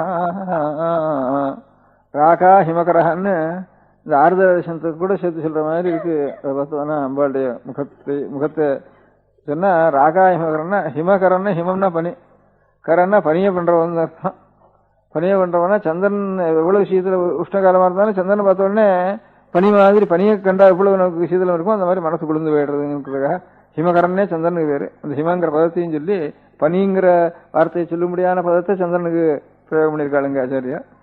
ராகா ஹிமகரஹா ராகா பூர்ணச்சந்திரன், பூர்ணமான சந்திரன், பனியை போல சீதளமா இருக்க முடியாத கிரணங்களுடைய ராகாச்சந்திரன் பூர்ணச்சந்திரன் பரிணமித்து ராகாஹிமகரஹான்னு அம்பாளுடைய முகத்தை சொல்ற காலத்துல இந்த அம்பாளுடைய நெத்தி இப்படி பார்த்தோன்னா இது ஒரு பாதி சந்திரனா இருக்கு, இன்னொரு பாதி சந்திரனை சேர்த்துட்டா பூர்ணச்சந்திரன் ஆயிடுறது. இந்த சந்திரனையே அப்படின்னுட்டு இந்த ரெண்டையும் சேர்த்து வச்சு வேணா பூர்ணமான ஒரு ராகாஹிமகரன் ஆயிடுறதுன்ட்டு நெத்தியை பத்தி லலாட்டம் லாவண்ய திதிவிமலம் ஆபாவி தவயது திதீயம் தன்மன்யே முகுடகட்டிதம் சந்திரசகலம். நெத்தி இப்படி இருக்கு. ஈஸ்வரனுடைய சின்னமும் அம்பாளுக்கு இருக்கு. அம்பாளுக்கும் சந்திரகலை உண்டு, சந்திரகலாசாரணி அம்பாள். மேல சந்திரகலை இப்படி இருக்கு, நெத்தி இப்படி இருக்கு. பூர்ணிமை ஆக வேண்டியது எப்போன்னு கேட்டா இதையும் இப்படி திருப்பி வச்சு அதையும் இப்படி திருப்பி வச்சா பூர்ணமான சந்திரகலை ஆயிடுறது. இந்த பாதிய இப்படி ஒண்ணு தூக்கிட்டு பார்த்துட்டு இருக்கு, இப்படி ஒண்ணு தூக்கி பார்த்துட்டு இருக்கு. சந்திரகலையும் இதுவும் ரெண்டையும் மாத்திரம் கொஞ்சம் சேர்த்து வச்சு பார்த்துட்டு போனா பூர்ணமான முகம் எப்படி இருக்கும் அந்த மாதிரி பரிபூர்ணமான சந்திரமண்டலம் போல சட்டாத் பிரகாஷ்றது இந்த லலாட்டம்ங்கிறது. லலாட்டம் லாவண்ய திதிவிமலம் ஆபாதி தவய திதீயம் தன்மன்யே முகுடகட்டிதம் சந்திரசகலம். இது ஒரு சந்திரசகலம், இது ஒரு சந்திரசகலம். விபர்யாசன்யாசா விபர்யாசனே இன்னொரு 4 மணி நேரம் வரைக்கும். அதனால எல்லாரும் பார்க்கறது உபன்யாசம் பண்றதெல்லாம் இன்னும் 4-5 நாள் கழிச்சு ஆகட்டும்ட்டு. இன்னைக்கு பூஜை கூட சாயங்கிரமம் பூஜை கூட மத்தியானம் ஆயிட்டுது. அதனால எல்லாம் இன்னொரு 4-5 நாள் கழிச்சு எல்லாரும் தரிசனத்துக்கு வருவாள், உபன்யாசத்துக்கு வருவாள். 4-5 நாள் கழிச்சு வரலாம். மத்தியானம் ஆயிட்டு இன்னைக்கு. எப்படி இருந்தாலும் தாயார் வீடு பெரிய யஜ்யம் நடக்கிறது, எல்லா தேவதைகளும் வரா, நான் போயிட்டு வரேன்னு அம்பாள் புறப்பட்டா. நீ போனா அவனுக்கு ஒரு அவமதி ஏற்படும், அதில் அவனுக்கு பக்தி குறைவா இருக்கு, அதனால போக வேண்டாம்னு இருந்தாலும் பிறந்ததுக்கு நான் போயிட்டு பார்த்துட்டு வரேனே அப்படின்னு அம்பாள் ஈஸ்வரன் இடத்துல. சரி அப்படியானா போயிட்டு வா அப்படின்னா ஈஸ்வரனே அங்க ரொம்ப ஈஸ்வரனை கூப்பிடல. ரெண்டாவது ஈஸ்வரனை நிந்திச்சுண்டு சிசுபாலம் வந்து கிருஷ்ணன் நிந்திச்ச மாதிரி பரமேஸ்வரனை நிந்திச்சுண்டு இத்தர தேவதைகள்லாம் இருந்துட்டு இடத்துல இந்த தட்சங்கிறவர் ஒரு பெரிய ஒரு பிரஜைகளுக்கெல்லாம் பத்தின்னு பேரு உலகத்துல வருஷ பிரஜாபத்தின்னு அவர் வந்து ஈஸ்வரனை நிந்திச்சதை கேட்டவுடனே சரி நம்முடைய பர்த்தாவை நிந்திக்க முடியாத வார்த்தையை கேட்ட இந்த காது இந்த சரீரம் இனிமே இருக்க வேண்டாம்னு உடனே அக்னியில பிரவேசம் பண்ணிவிட்டா. உடனே மகாவிஷ்ணு அந்த சக்கரத்தை எடுத்து சக்கராயத்தை எடுத்து அதை தாங்கி அப்படியே சுத்தினா அநேக இடங்கள்ல அம்பாளுடைய சரீரமானது போய் விழுந்தது. போய் விழுந்த இடங்கள்லாம் இப்ப பீடஸ்தானம்னுட்டு 50 பீடங்கள்னு 51 பீடம்னு இப்ப வடக்கு இருக்க முடியாத அநேக கஷேத்திரங்கள் சக்தி பீடங்கள்லாம் அந்த அகாராதிஷகாராந்தம் 50 பீடங்களாக போய் விழுந்ததுன்னு சொல்றது. அதனால அதுக்கப்புறமே அந்த தேஜஸ் பரம சீத்தலமா இருக்க முடியாது, அக்னியெல்லாம் பிரவேசம் பண்ணினா. அதனால உடனே பரமேஸ்வர சங்கல்பத்தினால பகு சீதளமா இருக்க முடியாதுன்னா ஹிமம்னா பனின்னா உடனே பரமசீதளமா இருக்க முடியாதுன்னா ஹிமவானுடைய புத்திரியாக ஹிமத்கிரியுடைய புத்திரியாக ஆவிர்வவிச்சு, ஹிமத்கிரினா ஒவ்வொரு சமுத்திரத்துக்கு சமுத்திரராஜான்னு நம்ம கண்ணுக்கு தெரியாம சமுத்திர ராஜா ஒருத்தருக்கு, பூமிக்கு பூமி தேவின்னு ஒருத்தர் இருக்கா, அது அதிஷ்டான தெய்வம். அது வெறும் மண்ணு கல்லுன்னு நினைச்சுட்டு இருக்கோம். அதெல்லாம் மண்ணு கல்லும், மண்ணு கல்லோ காத்தோ தண்ணியோ எல்லாத்துக்கும் ஒரு அறிவு இருக்கு. அதனால அந்த அறிவு இப்ப நம்ம உடம்பு தொடுறோம். இப்ப உடம்பு தொட்டா இது ஒரு கொசு வந்து உட்காருறது, அது என்ன நினைக்கும் அந்த உடம்ப பார்த்துவானா, நமக்கு ஆகாரம் கிடைக்கிற ஒரு ரத்த மாம்சம் இருக்கிற இடம்னு அது நினைச்சுட்டு இருக்கோம். இன்னும் ஏதோ வயசுல இருக்க முடியாத புழுக்கள் எத்தனையோ இருக்கு. இவ்வளவு உடம்புக்கும் என்ஷான் உடம்புக்கும் அறிவுரம் தன்னுதுன்னு நினைச்சுட்டு இருக்கிறோம். தன்னிருக்கான்னு அதுக்கு தெரியுமா என்ன உள்ள இருக்க நாகப்பூச்சிக்கும் புழுவுக்கும். அதெல்லாம் அந்த மாம்சம் ரத்தம் அந்த ஆபாசங்கள் மலம் இதைதான் பார்த்துட்டு இருக்கோம். இதெல்லாம் ஜடமான வஸ்து தான் அது நினைச்சுட்டு இருக்கோம். இவ்வளவையும் நான் நினைச்சுட்டு இருக்க முடியாது ஒரு அறிவு ஒன்று இருக்குன்னுட்டு அதுக்கு இந்த நாகப்பூச்சிக்கும் உள்ள இருக்க முடியாத புழுவுக்கும் அதுக்கு தெரியாது. அந்த மாதிரி தான் நாமெல்லாம் இருந்துருக்கோம் இந்த பூலோகத்துல. அதனால இந்த பூமி முழுக்க தன்னுடைய சரீரமா நினைச்சுட்டு சட்சாத் பூமி தேவின்னு ஒருத்தருக்கா. வரணும்னு ஜலத்தெல்லாம் தன்னுடைய சரீரமா நினைச்சுட்டு வரணும்னு ஒருத்தர் இருக்கான். அவனுக்கு எங்க அபசாரம் ஜலத்தில் பண்ணினாலும் அவனுக்கு போய் தெரியும். அது நமக்கு எங்க ஒரு உள்ள இருந்து ஒரு புழு நம்ம இங்க வெட்டினாலும் சரி, ஒரு கடி கடிச்சாலும் சரி, நமக்கு தெரியற மாதிரி ஜலம் இருக்கிறதெல்லாம் தன்னுடைய சரீரமா நினைச்சுட்டு அதுல எந்த அபசாரம் நடந்தாலும் வரணும்னு தெரியாது. இது உபசாரம் நடந்தாலும் தெரியும், அவனுக்கு அபசாரம் நடந்தாலும் தெரியும். அது பிரகாரம் அனுகிரகம் பண்ணுவார். அதான் சமுத்திரராஜா இன்னும் எனக்கு வழி விடுறியா இல்லையான்னுட்டு உடனே ராமர் வந்து உடனே தனுஷ் எடுத்துட்டு கோபத்தை எடுத்துட்டு வரான்னா உடனே சமுத்திரராஜா இங்க இருந்து எடுத்துன்னு வந்து நமஸ்காரம் பண்ணினாருன்னு சொல்றது ராமாயணத்தை சொல்றதெல்லாம் அந்த சமுத்திரத்துக்கு அசிஷ்டான தெய்வம் ஒண்ணும். அப்பேற்பட்ட மகாசக்தி உள்ளவாள் தபஸ் உள்ளவாள் ஈஸ்வர அவதார புருஷா எல்லாரும் பிரார்த்திச்சாலாம் உடனே ரூபத்தோட வந்து அனுகிரகம் பிரார்த்திச்சாள் அந்த காலத்துல. அந்த மாதிரி ஹிமவான் சொன்னா ஹிமத் பர்வதத்துக்கு அநேக புண்ணிய பர்வத்தங்கள் இருக்கு. ஒவ்வொரு பர்வதத்துக்கு அசிஷ்டான தெய்வம் ஒன்று இருக்கு. அதுதான் ஹிமத்கிரின்னு பேரு. அந்த ஹிமவத் புத்திரி பார்வதினு, பர்வதத்தினுடைய புத்திரி பார்வதினு, அதனாலதான் பேர் அம்பாளுக்கு. அதனாலதான் பனி மறையா இருக்க முடியாத பர்வதத்தினுடைய புத்திரியாக அம்பாள் அவதாரம் பண்ணினாள்.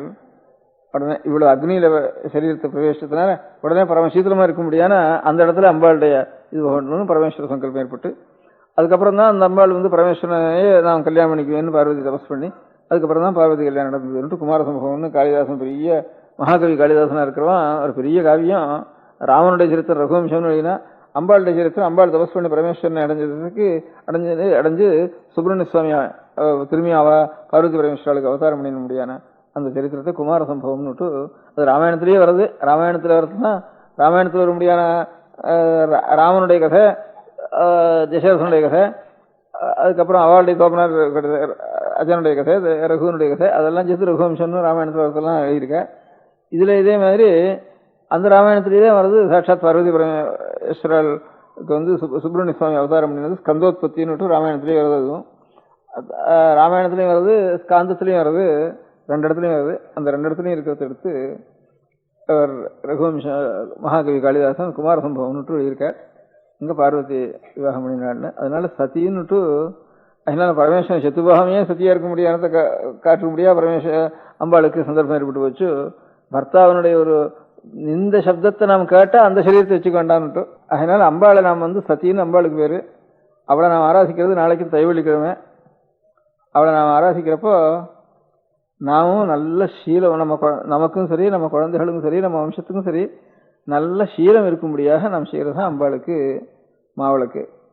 அதனால் அம்பாளுக்கு மாவிளக்கு போட்டு ஆராதிக்கிறோம். அம்பாளுக்கு நிறைய அபிஷேகத்துக்கு சீரம் கொடுக்குறோம். நம்மளால் ஆனது பிரார்த்திக்கிறோம். அது எல்லாத்தையும் காட்டிலும் பெருசு நம்ம வம்சங்கள்லாம் சீலத்தோடு இருக்கணும். அப்படிங்கிறத நாம் ரட்சிக்க வேண்டியது முக்கியமான காரியம். தரித்திரம் இருந்தாலும் இருக்கட்டும், கஷ்டம் இருந்தாலும் இருக்கட்டும், பாக்கி மானக்குறவு வந்தாலும் வரட்டும், நம்முடைய சீலமானது பெருசு. அதனால் குணம் பெருசு, சீலம் பெருசு. அப்படிங்கிறத நம்ம வம்சங்கள்லாம் சீலம் இருந்தால் தான் இந்த வம்சத்தில் பிறக்கிற குழந்தைகள் எல்லாரும், பிள்ளை குழந்தைகளோ பொன் குழந்தைகளோ எல்லாரும் நல்ல சீலத்தில் பிறந்தால் தான் அது வாழையடி வாழையா நல்ல குணத்தோடு இருந்துட்டு க்ஷேமமாக இருக்கும். பாக்கியெல்லாம் எத்தனையோ வருது. நமக்கு சீலம் இல்லாத போனத்துக்கு மாத்திரம் நம்ம கஷ்டங்கள்லாம் நிவர்த்தி ஆகிறதா? அது ஒன்றும் இல்லை. தரித்திரங்கிறதோ கஷ்டங்கிறதோ மானங்கிறதோ அவமானங்கிறதோ அது எல்லாத்துலேயும் இருக்குது. நம்ம சீலத்தை வச்சுக்கிறது அது இவ்வளவு இருந்தாலும் அது சாந்தத்தை கொடுக்கும். அதுதான் நமக்கு எப்போவும் நம்ம ரட்சிக்கக்கூடியது அந்த சீலங்கிறது. அதனால் நாளைக்கு சிவங்களில் நிறைய தைவள்ளி கல்யாணத்தினால இங்கேயும் தரிசனத்துக்கு வருவா. ஒரு பக்தியும் இருக்குது அம்பாள் இடத்துல. அதனால எல்லாரும் வருவா. அதனால் அவளுக்கு எல்லாருக்கும் நாம் ஒரு சகாயம் பண்ணணும். ஒரு கடிதாசம் ஒன்று எழுதி பிரசாதம் கொடுக்குறதோட நம்ம ஆற்றுல நம்ம குழந்தைகள் ஒருத்தரும் நாமும் நம்ம குழந்தைகளோ ஒருத்தரும் இங்கே வரவாளாவது, இங்கே நாளைக்கு இன்னைக்கு வரவாளாவது சினிமாவுக்கு போக வேண்டாம் அப்படின்னு ஒன்று எழுதி அச்சு போட்டு அவளுக்கு கொடுத்துடணும் கையில். அது ஒன்று தான் சீலத்தை ரட்சிக்கக்கூடியது. முதல்ல ரட்சிக்கக்கூடியது அதுதான் நம்ம சீலத்தை ரட்சிக்கக்கூடியது. அதுக்கப்புறம் பீச்சுக்கும் ஒருத்தரும் போக வேண்டாம், இதுக்கும் ஒருத்தரும் போக வேண்டாம். அப்படிங்கிறது இந்த ரெண்டு காரியமும் அந்த அனுகிரகத்தோட, இந்த குங்கும அனுகிரகத்தோட நம்ம சொன்னோம். அதுதான் நம்ம ரட்சிக்கக்கூடியது. இங்கே வரவாளாவது மிஞ்சிட்டோம் லோகத்தில். இல்லைன்னா ரொம்ப தூரம் வீணா போயின்னு இருக்கு. அதனால வம்சங்களும் வீணா போகிறது, லோகத்துக்கும் அநேக கஷ்டங்கள் வருது, அநேக ஹிம்சைகள், அவமானங்களுக்கு, தசைகள், கஷ்டங்கள், இதெல்லாம் ரொம்ப விகாரங்கள்லாம் வருது. இந்த மாதிரி பாபங்கள்னால தான் நமக்கு ஏற்படுறது. அதெல்லாம் இல்லாமல் மடத்துக்கு வரவாளாவது இந்த மாதிரி இருக்கட்டும்னு நாளைக்கு பிரசாதத்தோட இந்த சினிமாவுக்கும் போக வேண்டாம், இந்த பீச்சுக்கும் போக வேண்டாம் அப்படின்னு ஒரு சின்ன வாக்கியத்தை எழுதி அதோட பிரசாதத்தோட சேர்த்து கொடுத்துடணும்னுட்டு ஒரு ஆசை எனக்கு. இப்போ முதல்ல செய்ய வேண்டியது. அதுக்கப்புறம் இந்த என்ன நமக்கு கஷ்டம் இருந்தாலும் சரி, எத்தனையோ கஷ்டம் எத்தனையோ பேருக்கு வருது. அந்த மாதிரி கஷ்டங்களை நாம் இல்லாமே எத்தனையோ கஷ்டங்கள் வருது நமக்கு. இவ்வளவு நாம் பண்ணாமே எத்தனையோ கஷ்டம் வருது. குழந்தைகள் பெரியவளானவுடனே திரும்பியும் கல்யாணம் ஆகிற வரைக்கும் ஆற்றை விட்டு வெளியில் அனுப்ப வேண்டாம். அப்படிங்கிறது ரெண்டாவது. கல்யாணம் ஆனாலோ ஆகாதவளோ ஒருத்தரும் சினிமாவுக்கு போக வேண்டாம், பீச்சுக்கு போக வேண்டாம். நாளைக்கு இங்கே தரிசனத்துக்கு வரவா. இந்த குழந்தைகளுக்கு ரித்துவானத்துக்கு அப்புறம் வீட்டை விட்டு வெளியில் அனுப்ப வேண்டாம். அப்படிங்கிறது ரித்துவானத்துக்கு அப்புறம் கல்யாணம் ஆகிற வரைக்கும் வீட்டு அனுப்பணும். அப்போ சீக்கிரத்தில் கல்யாணம் ஆகிடும். அந்த மாதிரி. அதனால் அந்த மாதிரி இந்த 3 வார்த்தையும் எழுதி ஒரு அச்சு போட்டு நாளைக்கு குங்குமம் பிரசாதம் கொடுக்கறதோட சேர்த்து ஒவ்வொருத்தருக்கும் சின்னதாக தனியாக அச்சு போட்டு, இது ப்ரைவேட்டுன்னு மேலே போட்டுறது, பப்ளிக் இல்லைன்னு ப்ரைவேட்டுன்னு போட்டுருது. அப்படின்னு போட்டு, ஏன்னா நமக்குள்ள நம்ம சிஷ்யாளுக்கு நாம் செய்கிற காரியம் அது, லோகத்துக்கு ஒன்றும் சம்மந்தம் இல்லை அப்படிங்கிற மாதிரி எழுதி பரவாயில்லைக்கெல்லாம் எல்லாருக்கும் கையில் ஒன்று கொடுத்துடணும்னு அபிப்பிராயம். நம பார்வதி பதையே. ஒரு 30-40 வருஷங்களுக்கு இந்த 1 ரூபா நோட்டு, 5 ரூபா நோட்டு இதெல்லாம் அதிகமாக கிடையாது. 100 ரூபா, 1000 ரூபா, 100 ரூபா இந்த மாதிரி அதிகமான பணத்துக்கு தான் நோட்டு போட்டுட்டு இருந்தா அந்த நாளில். அப்படி இருக்கிறப்போ ஒரு மலை ஒன்று இருந்தது. அந்த மலைக்கு அண்ணண்ட ஒரு இங்கிலீஷ் ராஜ்யம் இருந்தது. அந்த மலைக்கு இன்னண்ட ஒரு பிரெஞ்சு ராஜ்யம் ஒன்று இருந்தது. ரொம்ப நாளைக்கு முந்தி பிரெஞ்சுக்காரர்களுக்கு இன்னும் ஜாஸ்தி இந்த தேசத்துல ராஜ்யங்கள்லாம் இருந்த காலத்துல. அப்போ பிரெஞ்சுல எலெக்ஷன் நடக்கிறது உண்டு. அப்போ அந்த நாள்ல பிரிட்டிஷ்ல அவ்வளவு எலெக்ஷன்ல கலகங்கள் அராஜகங்கள்லாம் அதிகமாக கிடையாது. பிரெஞ்சுல தான் எலெக்ஷன்ல ரொம்ப கலகங்கள் அராஜகங்கள் ஜாஸ்தியாக நடந்துட்டு இருந்தது. அப்போ இந்த பிரெஞ்சு எல்லைக்கும் அண்ணண்ட பிரிட்டிஷ் எல்லைக்கும் ஒரு மலை ஒன்று இருந்தது நடுவில். இங்கே ஒரு பெரிய மனுஷன் தான் பிரெஞ்சு எல்லையில். அவன்கிட்ட நிறைய பணம் இருந்தது. அந்த பணத்தெல்லாம் எலெக்ஷன் டயத்தில் அடிக்கிறது, குத்துறது, வெட்டுறது, இருக்கிறத தூக்கிட்டு போயிடுறது, வீட்டெல்லாம் பலாத்காரமா போடுறது, இப்படிலாம் பிரெஞ்சு ராஜ்யத்தில் பண்ணிட்டு இருந்தான். முல்ல இவன் இருக்கிற பணம் நல்ல பணக்காரனா இருக்கான். இந்த எலெக்ஷன் சமயத்துல இவன் பணத்தெல்லாம் பிடிங்கிண்டு விட்டு விடலான்னுட்டு ஜனங்கள் கூட்டம் கூட்டமா இவன் வீட்டை சுத்துறதுக்கு ஆரம்பிச்சது. அவன் வீட்டு பக்கத்துல கொல்லை பக்கத்துல மலை இருந்தது. இந்த மலையில போய் ஏறி மொல்ல ஏறி மலை உச்சியை தாண்டிட்டா அங்கப்புறம் பிரிட்டிஷ் போலீஸ்காரா இருக்கா. அங்க ஒன்றும் இந்த எலெக்ஷன்கார இந்தூர்காரா வர முடியாது, பிரெஞ்சு கலகக்காரெல்லாம் வர முடியாது. அவனுக்கு ஒரு 10-20 லட்சம் ரூபா இருந்தது. அவன் என்ன பண்ணினா, இந்த பிரெஞ்சு நோட்டு அதிகமாக இங்கெல்லாம் செலவணி ஆகாதுன்னுட்டு எல்லாம் நிறைய இரும்பு பொட்டிகளை 30-40 இரும்பு பொட்டிகள் தயார் பண்ணி அதில் தங்க நாணயமாயும் வெள்ளி நாணயமாயும் ரூபாயும் பவுனாயும் அரைப்பவுனாயும் இப்படிலாம் நிறைய ஒரு 10-15 லட்சம் ரூபாய்க்கு பண்ணி வச்சிருந்தான். இந்த அந்த அந்த இங்க வந்து உபயோகப்படாதுன்னுட்டு எல்லாம் பணமாவே வச்சுட்டு இருந்தான். அவன் அத்தனை ரூபாயும் மூட்டை கட்டிண்டு முல்ல இந்த மலையினுடைய உச்சிக்கு வந்து இன்னொண்ட வந்து மூட்டு பிரயத்தனம் பண்ணினான். அப்படி பிரயத்தனம் பண்றப்போ அதனால முடியல. இவ்வளவு பாரத்தை தூக்கிண்டு ஏறதுக்கு முடியல மலையில. அதுவும் திருட்டுத்தனமா கிடுகிடுன்னு ரொம்ப வேகமா ஏற வேண்டியிருக்கு. அவ அந்த எலெக்ஷன் கலாக்காரெல்லாம் கிட்ட கிட்ட வந்துட்டு இருந்தா. அதனால ஏற முடியல. சரியா இப்ப கொஞ்சம் கொஞ்சமா விட்டு சொல்லிட்டு ஏதோ ஒரு 1000 ரூபாயாவது ஒரு 4000 ரூபாவது பவுனா வச்சுக்கலாம்னுட்டு அப்படி நினைச்சுட்டு வந்தான். அப்போ அந்த பிரெஞ்சு போலீஸ்காரன் தான், அவன் இங்கிலீஷ் போலீஸ்ல பெரிய அதிகாரி. அவன் போலீஸ்காரர்களுக்கு சொல்லி வச்சு எங்கால நிறைய லட்சக்கணக்கில் இங்கிலீஷ் நோட் இருக்குன்னுண்ட, அதுக்கு வேணும் பணம் கிடைக்குமான்னுட்டு போய் விசாரிச்சுடுவான்னுட்டு சொல்லி வச்சேன். இவன் பணக்காரனாச்சுன்னுட்டு அந்த போலீஸை சேர்ந்தவன் தான் 4-5 லட்சம் ரூபாய்க்கு நோட்டுக்கு பணம் கிடைக்குமான்னு கேட்டான். அவனுக்கு ரொம்ப சந்தோஷமா போச்சு. இப்ப இவ்வளவு பணத்தையும் எடுத்துட்டு நம்ம மேல ஏற முடியாதுன்னு, அதுக்குள்ள நம்ம ஏற முடியாது, சொத்தையும் விட்டுட்டு போயிடணும். ஆசைப்பட்டு 1 லட்சம் 2 லட்சத்துக்கு எடுத்தா கூட அதுவும் தூக்கிண்டு போறதுக்குள்ள வந்து சத்துருக்கள் வந்து நம்ம இழுத்துட்டு வந்துடுவா, பிடிச்சி இழுத்து கீழே போட்டுடுவா. அதனால இந்த பணத்தை எடுத்துட்டு போக முடியாது. அப்ப எவ்வளவுக்கும் தன்னண்ட எத்தனை ரூபாய்க்கு நீ நோட்டு கொடுக்குறேன்ட்டு கேட்டா, எவ்வளவு இருந்தாலும் கொடுக்குறேன் அப்படின்னா. அப்ப தன்னுடைய சொத்துக்கு முழுக்க நோட்டாவே பண்ணி அப்படியே அந்த நோட்டை துணியில சொல்லிட்டு மலை மேல ஏறி அக்கறைக்கு போயிட்டான். அவ்வளவு பணமும் அவனுக்கு இதே நாணயமா இருந்தா அதை ரசிச்சுன்னு இருக்க முடியாது, தனக்கு உபயோகப்பட முடியாது. எல்லாம் நோட்டா மாத்தி விட்டுறதுனால அங்க வந்து தனக்கு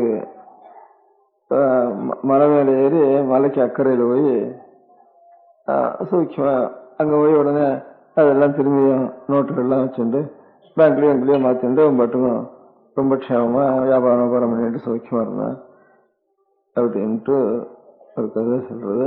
அதாவது நமக்கு பெரிய ஆபத்தா இருக்கிறப்போ நிறைய பணம் இருக்கு, நிறைய காசும் பணமா இருக்கு, செப்பு காசும் வெள்ளி காசும் தங்க காசுமா இருக்கு.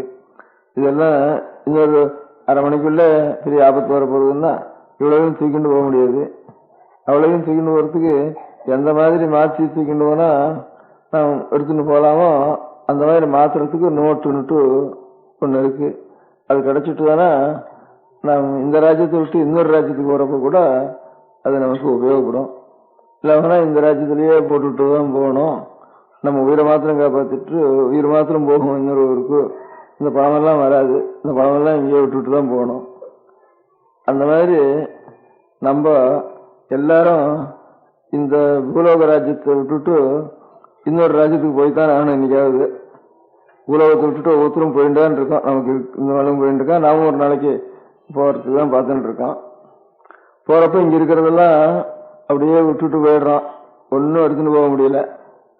அப்படி இல்லாம எல்லாத்தையும் எடுத்துட்டே போக முடிய ஒரு நோட்டா ஒண்ணு மாத்தணும்னுட்டு சாஸ்திரத்துல சொல்லியிருக்கு. அந்த நோட்டு தான் தர்மம்னு பேரு. அதனால இவ்வளவு பணத்தையும் தர்மமா பண்ணி வச்சுட்டா தர்மங்கிறது பின்னோடையே வரும். அதனால எங்க போனாலும் விடாது. நம்ம தர்மம் பண்ணாத பணமா மாத்திரம் வச்சிருந்தோம்னாக்கா பணமும் சுகமும் இங்க இருக்கிற போகமும் சுகமும் இப்படியே பண்ணி வச்சுட்டு இருந்தோம்னாக்கா இந்த போகமும் சுகமும் இன்னும் பாவமா தான் மாறும். பாவத்தை தூக்கின்னு போனோம்ப்பா. பாக்கி இருக்கிற பணத்தை பணம் அப்படியே வச்சுடணும். ஏதோ காமமோ சுகமோ போகமோ இதெல்லாம் அனுபவிச்சோம்னா அவ்வளவு பாவ நோட்டா கையில இருக்கும். அதனால புண்ணிய நோட்டா இருக்காது. பாக்கி பணம் இருந்தாலும் அது அப்படியே இருக்கும். அது புண்ணிய நோட்டும் இல்லை பாவ நோட்டும் இல்லை, அப்படியே கிடக்கும். அது நாம் எடுத்துன்னு போக முடியாது. அதனால நாம் எப்படி இருந்தாலும் நாம் நிச்சயமா அந்த தேதியில போய் ஆகணும். ஏதோ ஒரு தேதியில அப்ப போறப்போ நம்ம இருக்கிறதெல்லாம் பணத்தை மாத்திரம் இல்லை, உடல் இருக்க முடியாத, சரீரத்தில் இருக்க முடியாத ஒரு சக்தி, வாயில் இருக்க முடியாத, நாக்கில் இருக்க முடியாத ஒரு சக்தி, எல்லாத்தையும் தர்ம நோட்டா மாற்றிடணும்.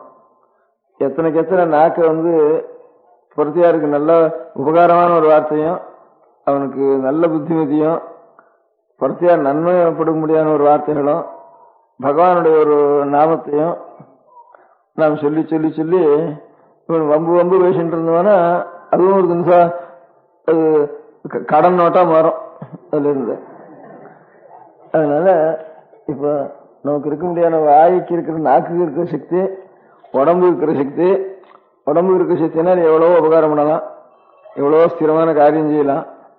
அதனால உடல் பொருள் ஆவின்னுட்டு வாக்கும் கூட சேரும். இதுல மனோவாக்காயம்னுட்டு இவ்வளவையும் நோட்டா மாத்தி கையில வச்சுட்டு போனா, இடுப்புல சொல்லிட்டு போனா, அதனால இந்த உடல் போனா கூட அங்க போய் ஏதோ ஒண்ணு போறத இதை விட்டுட்டோம், அது போறதுனுடைய இடுப்புல இவ்வளவு இருக்கும். அப்படியே தர்மமா இருக்கும். தர்மம் தான் எங்க நாம் போனாலும் நம்ம விடாம, தர்மம் மாத்திரம் வரும் இல்லை, அதர்மம் கூட வரும், பாவம் வரும், புண்ணியம் வரும் சேர்ந்து. அதனால பாவம் பண்ணாம இருக்கணும். அது வராம இருக்கிறதுக்கு இருக்கிற பொருள்னா பணம் மாத்திரம் இல்லை, பணமோ வாக்கு சக்தியோ சரீர சக்தியோ மனசுக்கு ஒரு சக்தி கொடுத்துருக்கு சுவாமி. இவ்வளவுக்கும் ஒரு சக்தின்னு இருக்கு. அந்த சக்தி முழுக்க நல்லாவே உருவு பண்ணி வச்சுட்டோம்னா அது நல்ல நோட்டா இருந்து பின்னோடய வரும். இல்லைன்னா இங்கேயே கிடக்கும். அப்படியே வச்சிருந்தோம்னா வீடா போயிடும். நம்ம எடுத்துன்னு போக முடியாது. அழுதுதான் போவோம். எல்லாத்தையும் விட்டுட்டு போறோம் அழுதுண்டு போவோம்.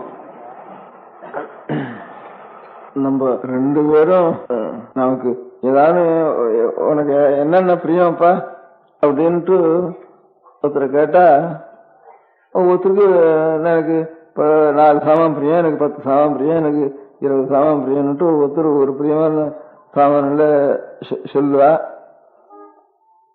இந்த சாமான்லாம்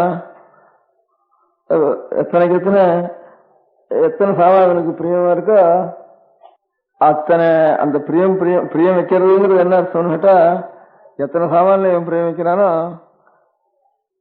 அத்தனை அழுகைக்கு முளை அடிச்சாச்சுன்னு அர்த்தம். ஏன்னா ஒரு பிரியம் சாமான்னா ஒன்னும் அது நமக்கு முந்தி போயிட்டுதே நாம் விழுவோம். அதுக்கு முந்தி நாம போயிட்டோம்னா சரி இதெல்லாம் விட்டுட்டு போறோமே நாம விடுவோம். அதனால எப்படி இருந்தாலும் ஒன்னும் அதுவா விடும், இல்லைன்னா நாம விடுவோம். நாம் விட்டு போக வேண்டியமான சந்தர்ப்பம் வரும், அது விட்டு போக முடியாத சந்தர்ப்பம் வரும். இல்லவனா ரெண்டுக்குள்ள ஒன்னும் 6 முந்திச்சுனாலும் சரி பிரிவு தான். ஒன்னு சேர்க்கைங்கிறப்போ ஒரு சேர்க்கணும், நாம அதோட சேரணும்னுட்டு இது வேணும், நமக்கு வேணும்னு சேர்த்து வைக்கிறோம். அது பிரியம், இது பிரியம்னுட்டு. எனக்கு எத்தனை பிரியம்னா, எனக்கு புஸ்தகம் பிரியம், எனக்கு ஏதோ சங்கீதம் பிரியம், எனக்கு குழந்தைகள் பிரியம், இது எனக்கு என் சம்சாரத்தில் பிரியம், எனக்கு வீடு பிரியம், தோட்டம் பிரியம் அப்படின்னுட்டு, எனக்கு பணம் பிரியம்னுட்டு ஒவ்வொருத்தருக்கும் ஒவ்வொன்றும் பிரியமா இருக்கும். எனக்கு படிப்பு பிரியம் அப்படின்னு இருக்கும். ஏன்னா பிரியம்னு சொன்னா அது என்னைக்கு இருந்தாலும் அதை விட்டுட்டு நாம் போகணும், இல்லை வேணா நம்ம விட்டுட்டு அது போகும். இல்லை அது போகும், இல்லை வேணா நம்ம போகணும். போறப்ப அத்தனைக்கு எத்தனை ரொம்ப துக்கம் இருக்கு, அழுகை இருக்கு. அப்போ பிரியம் வைக்கிறதுன்னு என்ன அர்த்தம்? எத்தனை பிரியம் வச்சிருக்கோமோ அத்தனை அழுகைக்கு விர முதல் போட்டாச்சு, விர போட்டாச்சு அர்த்தம் இருக்கு. அது பெரிய துக்கமா கடைசியில் முடியும். அதனால அதுவும் போக வேண்டாம், அதுவும் நம்ம விட்டு போக வேண்டாம், நாமும் அதை விட்டு போக வேண்டாம். நாமும் அதுவும் சேர்ந்துருக்கிறப்ப நமக்கு உனக்கும் ராஜினாமா பண்ணிவிட்டேன்னு சொன்னா நானா பண்ணிட்டு அழுகை இல்லை. அதுவா பிச்சுன்னு போனாலும் அழுக, நம்ம இன்னொருத்தம் பிச்சு பிடிச்சு இதுன்னு போனாலும் அப்போ அழுக. ரெண்டும் இல்லாம ரெண்டும் சந்தோஷமா இருக்கிறப்ப சரி நம்ம 2 பேரும் பிரிஞ்சே இருந்துருவோம் அப்படின்னு ஒவ்வொரு சாமான இடத்துலையும் சொல்லிட்டோம்னா, எந்த சாமான இருந்தாலும் சரி அது ரெண்டையும் நமக்கும் அதுக்கும் இப்பவே நம்ம ராஜ்யம் பேர்ல 2 பேரும் பிரிஞ்சுடுவோம், பாகம் பண்ணி விடுவோம். கோர்ட்டுக்கு போறதுக்கு முந்தைய நம்ம ராஜியா ஒருத்தருக்கு ஒருத்தர் சமையல் தனியா வச்சுடுவோம்னுட்டா சிரமம் இல்லைங்கிற மாதிரி எத்தனை சாமான நமக்கு பிரியம் இருக்குன்னு கணக்கு பாக்குறது. எனக்கு அது பிரியம், இது பிரியம்னுட்டு ஒன்னு அது நம்ம விட்டுட்டு போறாலும் சரி, நம்ம யாரோக்கம் இதை விட்டுட்டு இழுத்துன்னு போனாலும் சரி, அதுக்கு முந்தைய இருக்கிறப்போ அதுக்குதான் ராகம்னு ஆசை இல்லாததுன்னு பேரு, வைராக்கியம்னு பேரு. அதனால இதுதான் பர்திருஹரின்னு ஒரு பெரிய மகான் இருந்தார். அவர் பெரிய பழைய நாள்ல இருந்த ஞானிகள்ல அவர் ஒருத்தர் பெரிய ஞானி. அவரெல்லாம் சம்ஸ்கிருதத்திலேயே ஸ்லோகங்கள் எழுதியிருக்கார், சதகங்கள்னு எழுதியிருக்கார் நிறைய. அது சொல்லிருக்க எத்தனை நாள் இருந்தாலும் நமக்கு வேண்டிய ஆசையுள்ள விஷயங்கள், நாம் சந்தோஷப்பட்டு ஆசைப்பட்டு இருக்க முடியாத விஷயங்கள் அது போத்தான் போறது. அவசியம் யாதார ஸ்திரதரம் உஷித்வாபி விஷயாக. இந்த விஷயங்கள் மரத்துல இருந்து மாங்காய வடுக்குன்னு இழுத்தா அது கண்ணில் ஜலம் விடுறது, நல்ல பக்குவம் ஆயிட்டு தானா அப்புறம் தானா விட்டுருது, மாம்பழம் தானா விழுந்துடுறது. அப்புறம் ஜலம் வர்றதே இல்லை காம்புல. காம்புக்கும் நாமும் இந்த மாங்காயும் சேர்ந்துருக்கணுமேன்னு காம்புக்கும் ஆசை, மாங்காய்க்கும் ஆசை. இது பலாத்காரமா பிடிச்சி இழுத்தா இதுவும் அழுது அதுவும் அழுது. அந்த காம்புலையும் ஜலம் அழுது, இந்த மாங்காயிலையும் ஜலம் சொட்டுறது.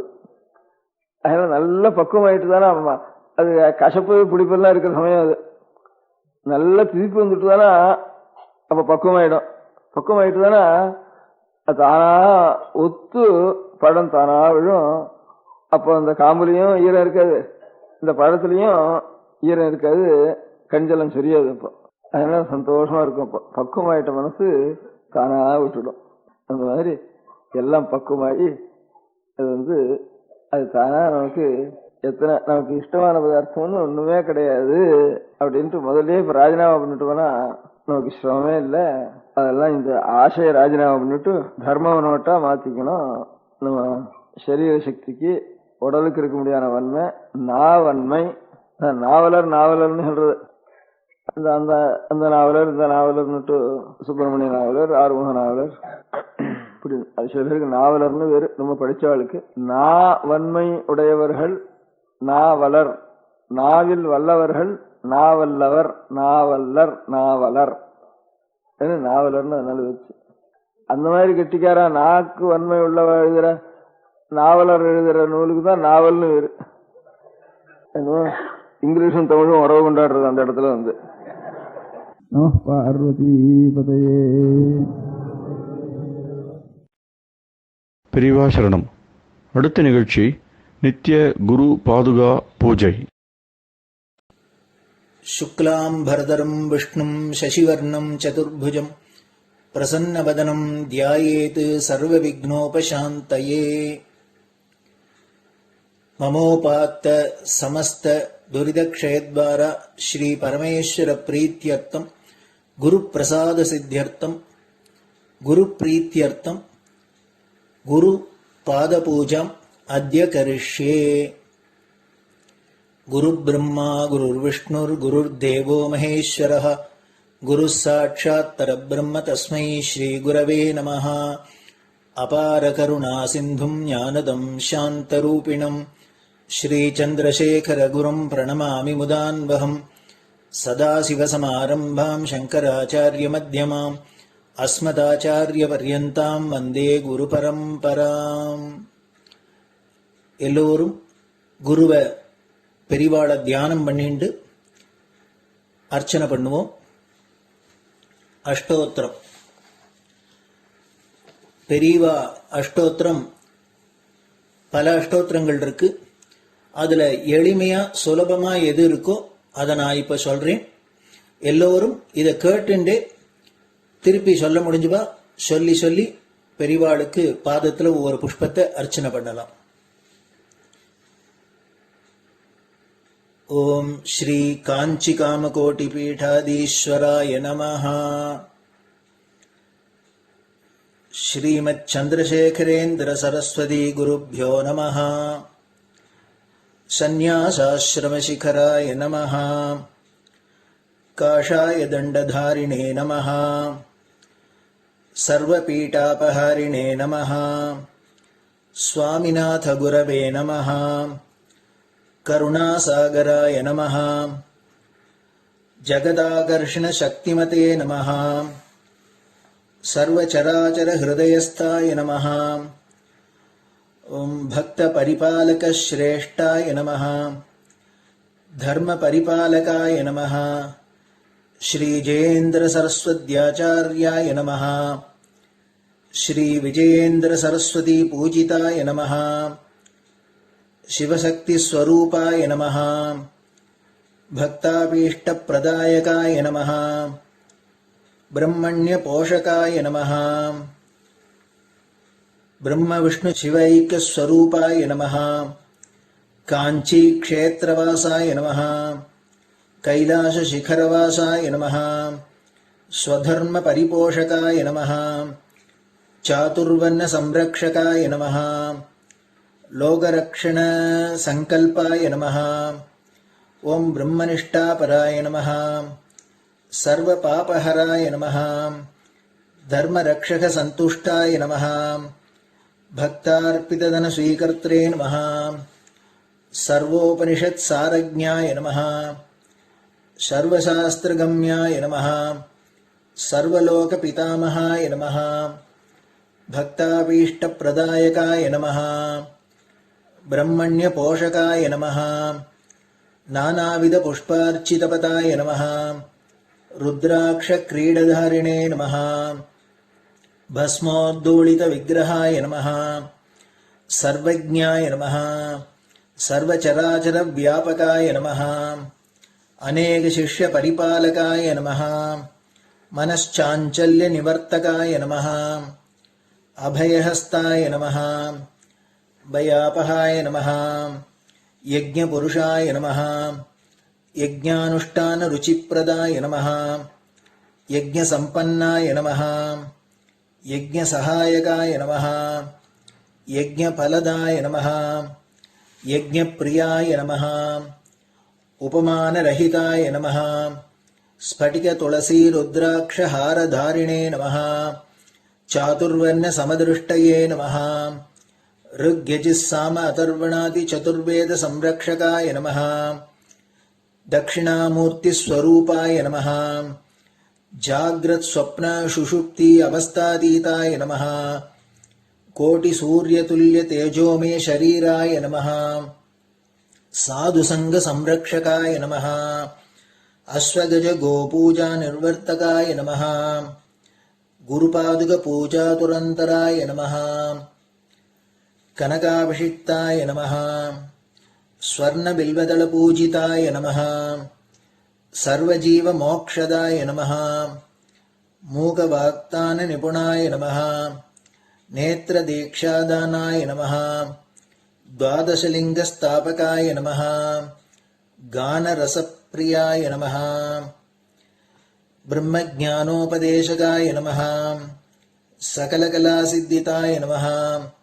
चातुर्वण्यपूजिताय नमः अनेकभाषा सम्भाषण कोविताय नमः अष्टसिद्धिप्रदायकाय नमः ओम श्री शारदामठ सुस्थिताय नमः नित्यान्नदान सुप्रीताय नमः प्रार्थना मात्र सुलभाय नमः पादयात्रा प्रियाय नमः नानाविध मतपंडिताय नमः श्रुति स्मृति पुराणज्ञाय नमः देव यक्ष किन्नर किंपुरुष पूज्याय नमः श्रवणानंदकर कीर्तये नमः दर्शनानंदाय नमः अद्वैतानंद भरिताय नमः अव्याच करुणामूर्तये नमः शैव वैष्णवादि मान्याय नमः श्री शंकराचार्याय नमः दंडकमंडलोहस्ताय नमः वीणा मृदंग सकलवाद्यनाथस्वरूपाय नमः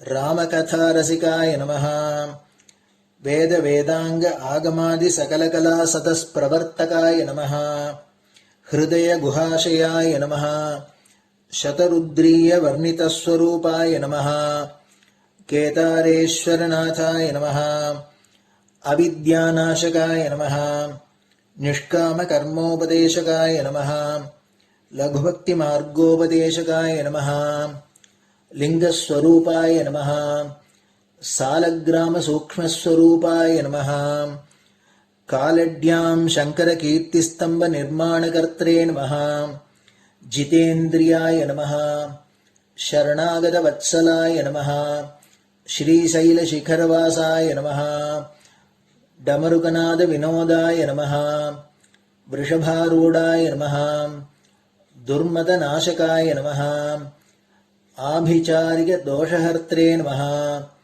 मिताहाराय नमः मृत्युमोचकशक्त्याय नमः श्रीचक्रार्चनतत्पराय नमः दासानुग्रहकारकाय नमः अनुराधानक्षत्रजाताय नमः सर्वलोकख्यातशीलाय नमः वेंकटेश्वरचरणपद्मषट्पदाय नमः श्री महात्रिपुरसुंदरी समेत श्री चंद्रमौलीश्वर पूजाप्रियाय नमः श्रीमच्चंद्रशेखरेन्द्र सरस्वती सद्गुरु परब्रह्मणे नमः गुरुभ्यो नमः परमगुरुभ्यो नमः परमेष्टिगुरुभ्यो नमः परात्परगुरुभ्यो नमः गुरुपरम्पराभ्यां नमः गुरुपादुकाभ्यां नमो नमः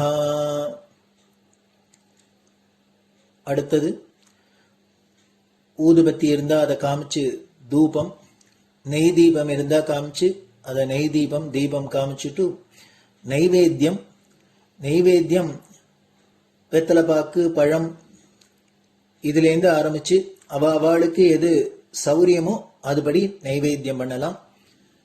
அதுக்கு அடுத்தது கற்பூர ஹாரத்தி பண்ணி எல்லோரும் பிரதட்சிண நமஸ்காரம் பண்ணி பெரியவாள்கிட்ட பிரார்த்தனை பண்ணிண்டு எல்லோரும் க்ஷேமமா இருக்கணும், லோகம் பரம மங்களமா சௌக்கியமா இருக்கணும், எல்லோரும் வியாதி வெக்க இல்லாத ஆயுராரோக்கிய ஐஸ்வர்யத்தோட சாந்தம் அமைதியோட ஞான வைராக்கியத்தோட எல்லோரும் நல்லவர்களாயிருந்து நன்மையை அடையணும்னு பிரார்த்தனை பண்ணி இந்த பூஜையை தினம் செய்யலாம். குரு பிரம்மா குருர் விஷ்ணுர் குருர் தேவோ மகேஸ்வரः குரு சாட்சாத் பரபிரம்ம தஸ்மை ஸ்ரீ குரவே நமः. அபார கருணா சிந்தும் ஞானதம் சாந்தரூபிணம் ஸ்ரீ சந்திரசேகர குரும் பிரணமாமி முதான்வகம். சதாசிவசமாரம்பாம் சங்கராச்சாரிய மத்யமாம் அஸ்மதாச்சாரிய பர்யந்தாம் வந்தே குரு பரம்பராம். குரு பாத பூஜை நிறைவடைஞ்சது. பெரியவா சரணம். திருச்சிற்றம்பலம். நிலை பெறுமாறு எண்ணுதியேல் நெஞ்சே நீவா நித்தலும் எம்பிரானுடைய கோயில் புக்கு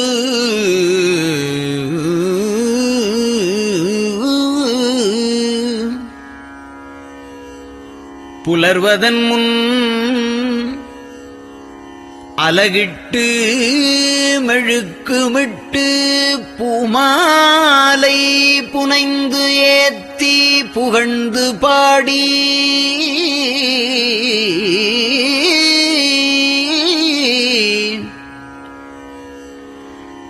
தலையாரக் கும்பிட்டு கூத்தும் ஆடி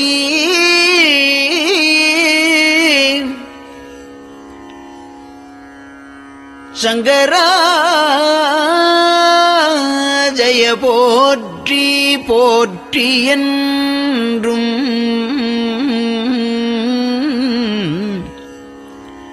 அலைபுனல் சேர் செஞ்சடையம் ஆதி என்றும் ஆரூரா என்றென்றே அலரானில்லே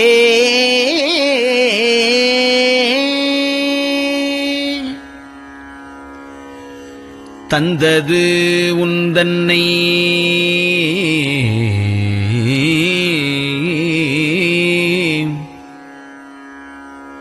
கொண்டது எந்தன்னை சங்கரா ஆர்வலோ சதுரர் அந்தம் ஒன்றில்லா ஆனந்தம் பெற்றேன் யாது நீ பெற்றது ஒன்று என்பால் சிந்தையே கோயில் கொண்டயம் பெருமான் திருப்பெரும் துறையுரை சிவனே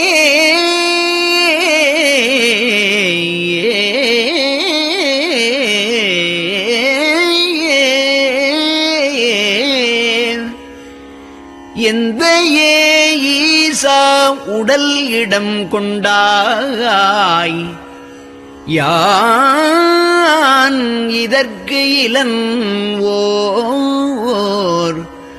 கைமாறே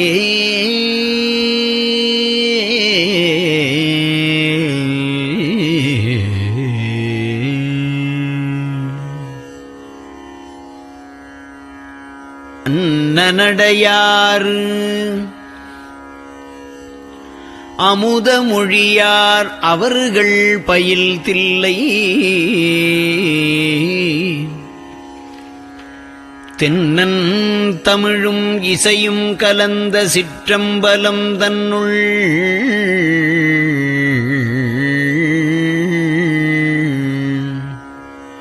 பொன்னும் மணியும் நிறந்த தலத்து புலித்தோல் பியர்க்கிட்டு மின்னின் இடையாள் உமையாள்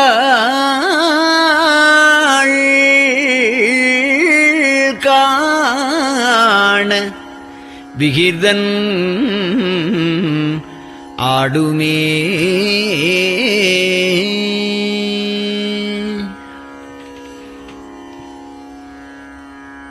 நெட்டையிலா உடல் நீத்து என்னை ஆண்ட நிகரிலா வண்ணங்களும்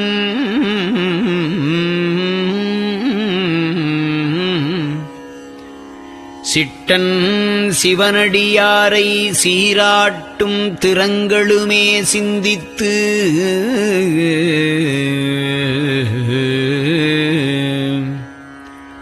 அட்டமூர்த்திக்கு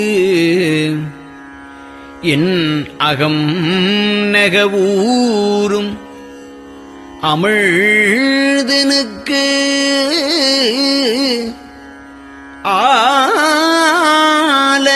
ஆலநீழற்பட்டனுக்கு என்னை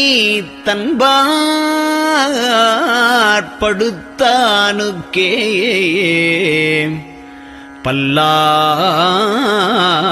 பல்லாண்டு கூறுதுமே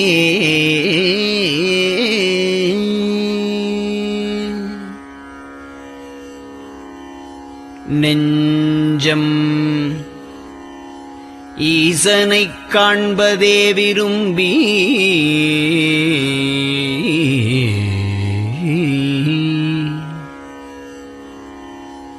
நிரந்தரம் திருவாக்கினில் நிகழ்வது அஞ்செழுத்துமே ஆக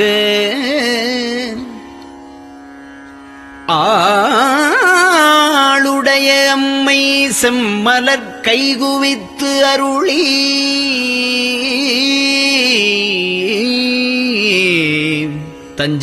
தஞ்சமாகி அரும் தவம் புரிய தரிப்பரே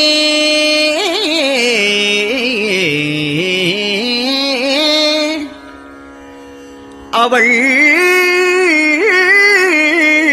தனிப்பெரும் கணவர்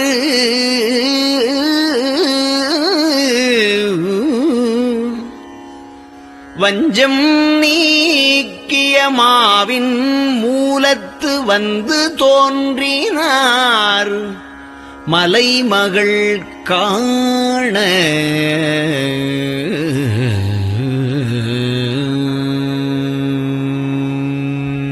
திருச்சிற்றம்பலம்.